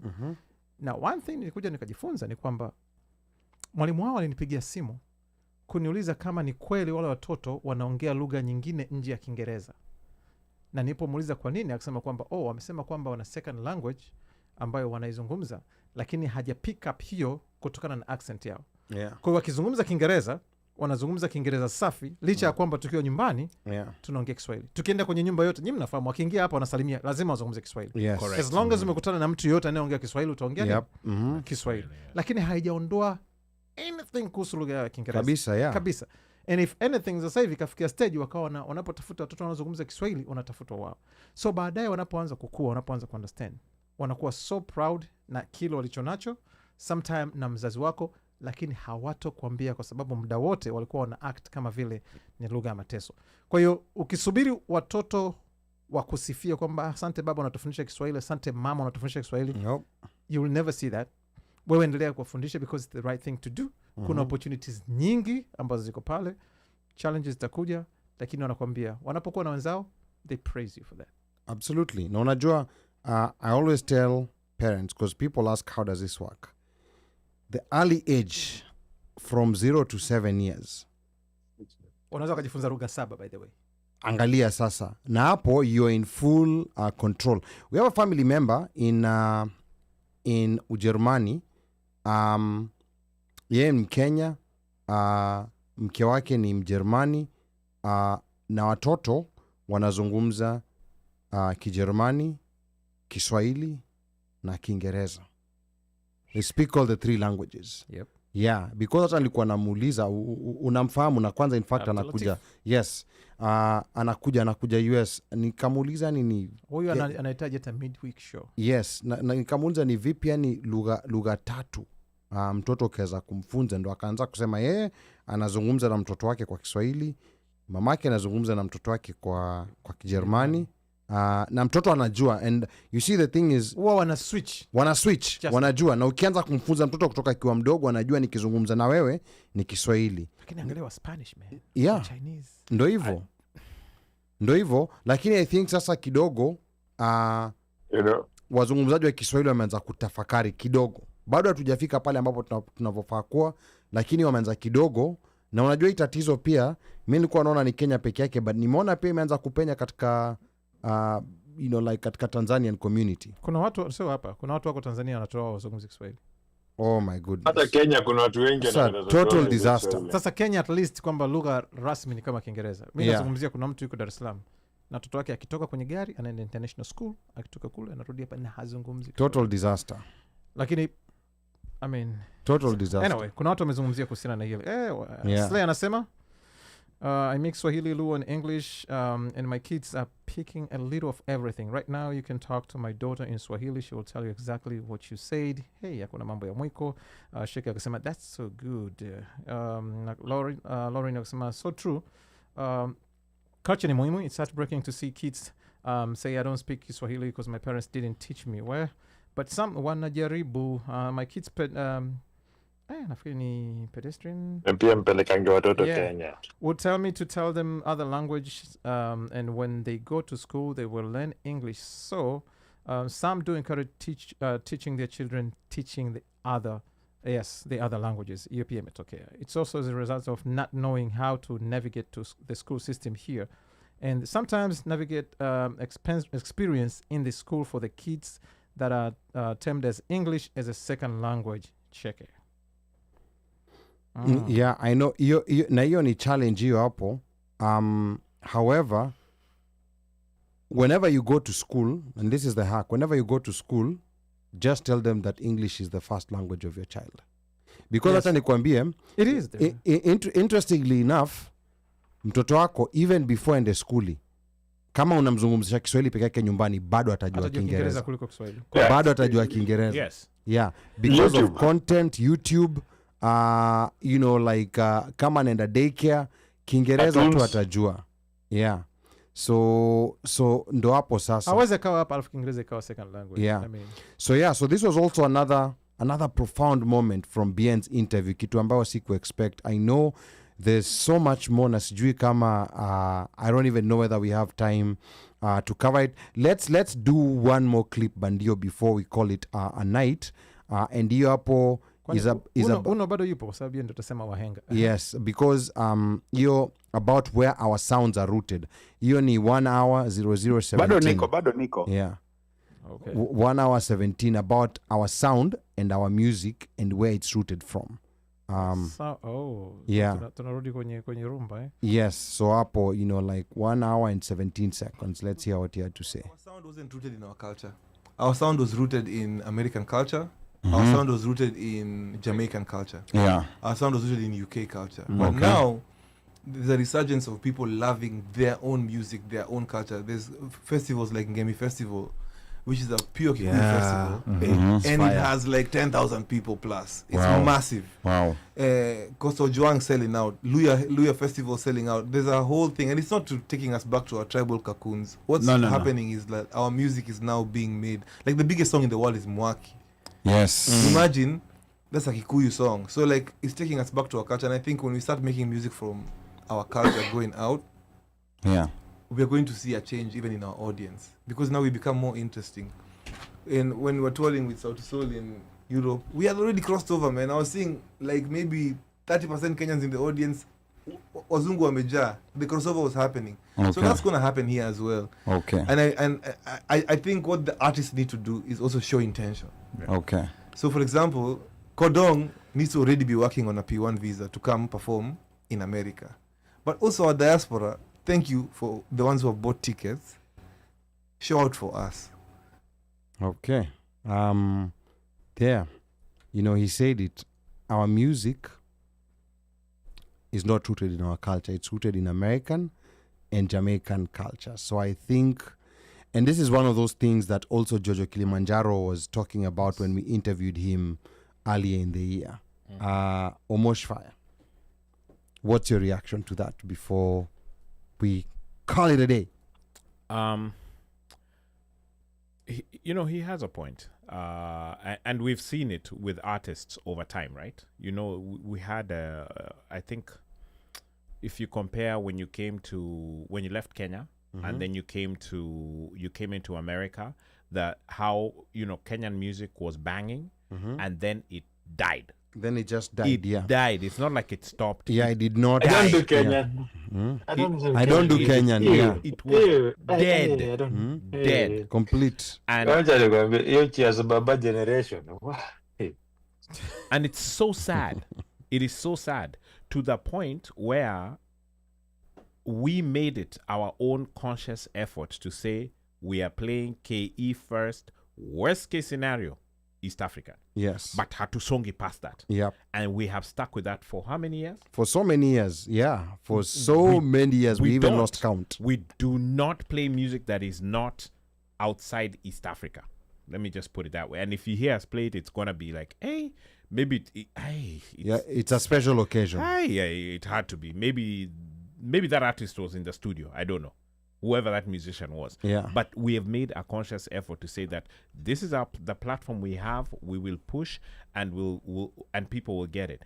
Now, with what we are seeing now with Sauti Sol, with Bien, with Kodong, with Kina Charisma, with there's a guy called Apesi who plays with Costa. Yeah. The cultural is there, but even with Bien, it's not necessarily the cultural, it's the R&B-ish, but then it's our music. It's our music. It's infused. It feels ours. Yes, it's infused with Kenyanness. Okay? And you're like, yes, this is our stuff. People want to go and hear this music. They are running. I mean, when you see the Micah will tell you about his experience at Soulfest.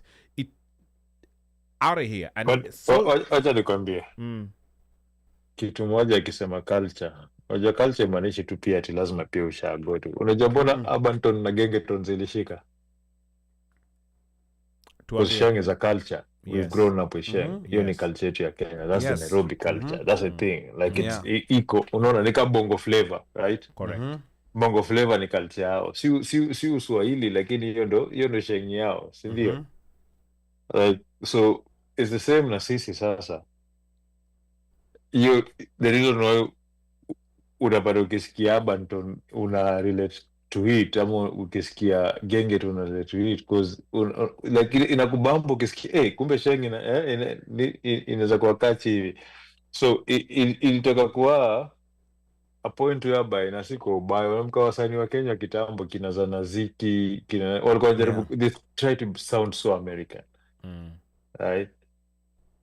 Like hata kina like by the time tukaanza kupata hata kirap na Kiswahili kina Kalamashaka it started to look like a different change. Now ndo kiangalia ndo pioneers walianza kupush Kenyan music to a point whereby the music went to find its own sound. We cannot tell urban musicians to sound traditional kabisa. Like hatuwezi ambia Magic Senga sound kama nani Kamaru, ama tuambie Costa a sound kama nani Prince Inda kabisa. Unaona jikuna ile version yake kama tuambie Yuaya ule watendawili a sound kama Tony Nyadundo. Kuna ile anaweza chukua Sheng yake achukue Kiswahili Kizungu nini as mix na hiyo like kuna vile anaweza imba but anaimba na style. Unajua hii ngoma siku hizi ngoma ya Kenya kuna tone, hata kani ya Kizungu ukisikia unajua ni Mkenya ukisikia ni Kitakeri unajua ni Mkenya. Kuna ile sound imekamika perfect ikapata, and that's what we need to be. The thing is Kenyans, we tried so much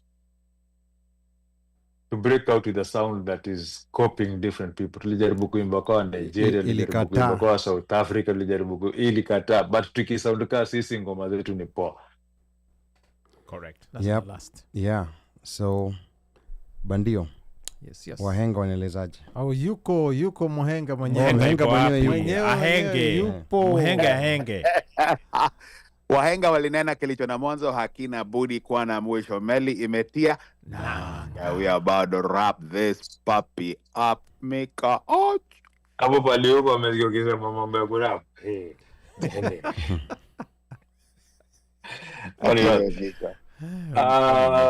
Let me tell you, again, I want to say a great thank you to Bien.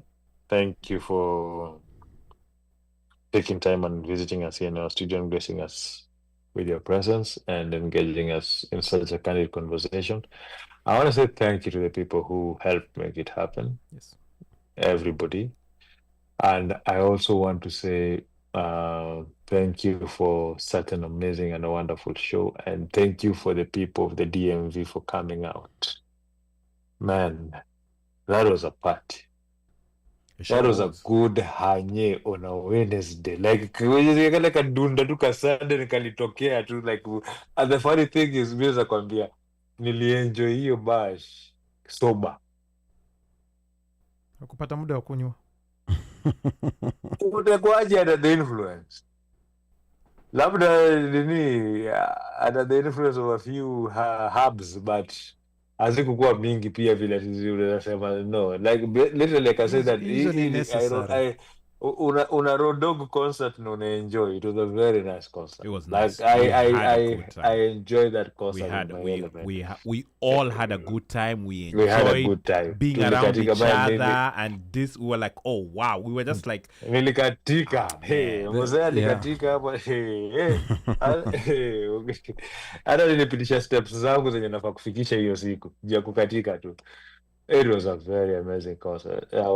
Amazing concert. And I want to thank everybody who came out, because you are the ones who made it what it was. The screams, the sing-alongs, the ambience, the atmosphere, you could feel the buzz around the area. Like everybody is excited about it. It was a very different feeling. It was.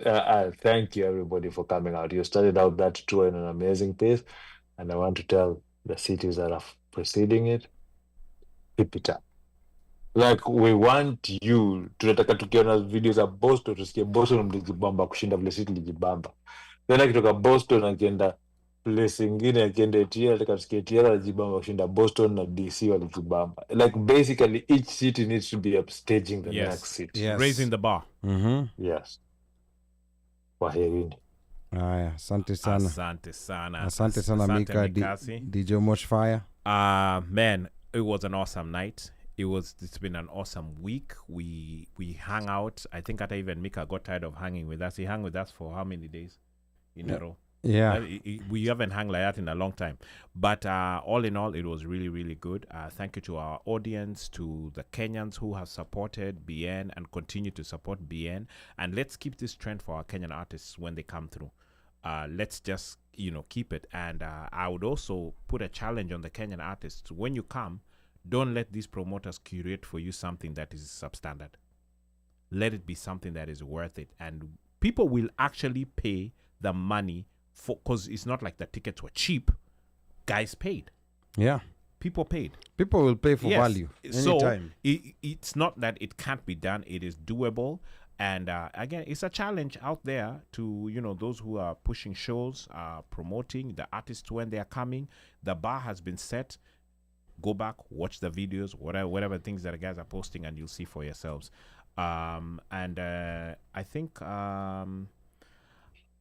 other than that, see you guys. Promoter unataka kusema nani akishika simu unamwambia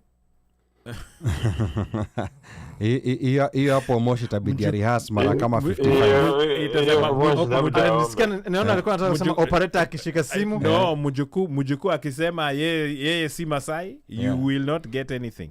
Yeah. So I just anyway, to our audience, asanteni. Do we have a show next week? No, next week is Memorial Weekend. To go holiday. Yeah, next week is Memorial Weekend. Yes. So there's no show next week. So we will see you guys. Unless BN amekuja. Unless BN amekuja. Yes. Unless Obama decides he wants to be interviewed on the we'll OneMic make Show. exceptions. Yeah. For that we will make exceptions. So we'll see you guys. Have a safe holiday. Be safe. Safe weekend. Yes. Upcoming. And tutaonana after Memorial. Yeah. Na unajua Mosh, you are talking about, na Bandia, we are talking about operator. Unajua most people in Kenya still don't know. Even my age and younger, they still don't know what an operator phone, because most of the phones watu walianza kutumia ni zile za kudial. Rotary, yeah. Hizi za kudunga. No, before that kudunga. Kuna zile za bas hiyo ya kukoroga hiyo hata Omosha juu. No. Hiyo ya kukoroga. No, kukoroga ilikuwa ndio, lakini operator si alikuwa ule mse wa kufanya hivi. Sasa huyu alikuwa kule unapiga simu. Simu. Alafu ukifika unampa namba. Sasa mimi kule nilizaliwa Umasaini, Magadi. Yes. Walikuwa wanatumia hizo hapo. Even by the time when everyone else was using easy, you could not call. So the operator then alikuwa anajulikana, alikuwa anajua siri za kila mtu ndani ya hiyo mji. Because yeye ndo anajua napigia nani, because you have unazungusha hiyo kitu, yeye ndo anashika. Yes, alafu unamwambia connect. Yes. Then sometimes akienda kuconnect anaanza kuuliza maswali. Huyu kwani umekuwa ukiongea naye, anaanza kuuliza maswali zingine ambazo kwamba hafai kukuuliza, because it's a small town. Correct. Na watu wote wanajuana. So he had so many secrets for so many people. So I'm forgetting his name.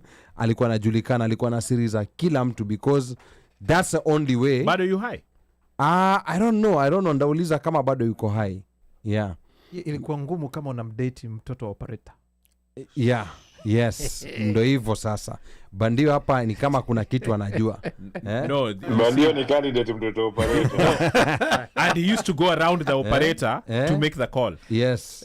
Lazima ujue shift. Lazima upate save. Sasa even worse, shangazi yangu alikuwa ananiambia, unajua like now kina my mom's firstborn, when sa generation ya the grandparents, they were illiterate, walikuwa wajui kusoma na kuandika. So kuna wale wa mama ambao kwamba barua inakuja alafu anakusomea. Yes. Sasa mimi nimeishi zama hizo. Ndio hivyo sasa. Sasa ulikuwa unasoma barua pia wewe, ama ulikuwa ulikuwa na receive, ama wewe ulikuwa unasomesha? Tuage. Okay. Anyway, I want to thank everyone who was tuned in. I mean, this was an amazing week. It was one of those weeks we did not know what was going to turn out, but it turned out to be a very amazing week, from the interview to the very electric show, to the RUTO must go moment. Na hiyo RUTO must go pia vile alitoa, that phrase has been living rent free in my head. I don't know whether ni vile vile alitoa RUTO must go. That thing has been living rent free in my head. I'm not sure why. I don't know that it's because it's BN who did it, or whether it's because I actually want RUTO to go. But that in itself, I think it's because you have been pushed on that slogan for a while since rugby, but I'll leave it alone. So, but I think that was a very powerful statement that he made, and in the platform he made it. President. Ndio hivyo sasa, and you see this RUTO must go chant ilianza wapi? Ilikuwa pia in LA, na sasa imefika Bien ameileta yeye mwenyewe. So I don't know. Like it's one of those things where I think Bien said, hiki to stay fanya Kenya, but when I go, my first show that I go do abroad, ndaiweka. And that moment, atarudi sasa, just as intended. Of course atarudi. Yeah, he's a Kenyan. Bien is too big to fail. He's a Kenyan. Bien is too big to fail. Angekuwa ni msanii mwingine tu hivi moment yake ndio kitu fari ni nini? Yeah.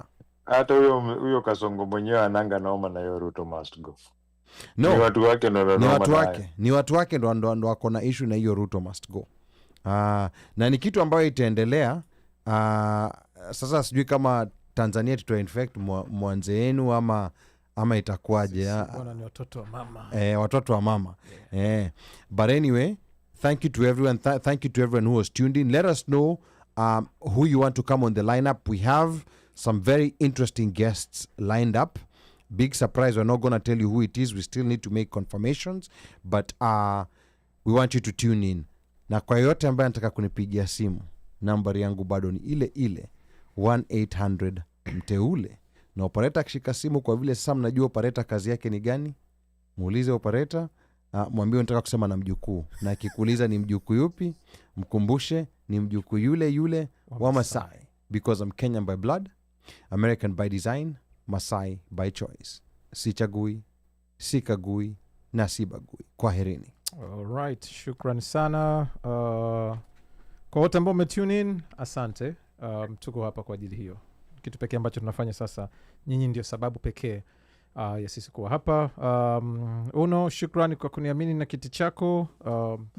Zaidi ya hapo, nafikiri niwatakie kwa wale ambao mtakuwa na ni sikukuu hivi, Memorial. Kwa hiyo tutakuwa hapa, unless otherwise, kama tutakutana, basi Bana ni holiday. On Monday ni holiday. Mkawe na sikukuu nzuri.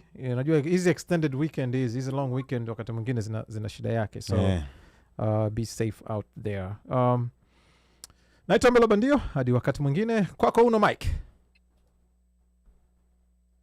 Aiden, Daddy loves you. Njari, Daddy loves you. Nemo, Daddy loves you. Until next week.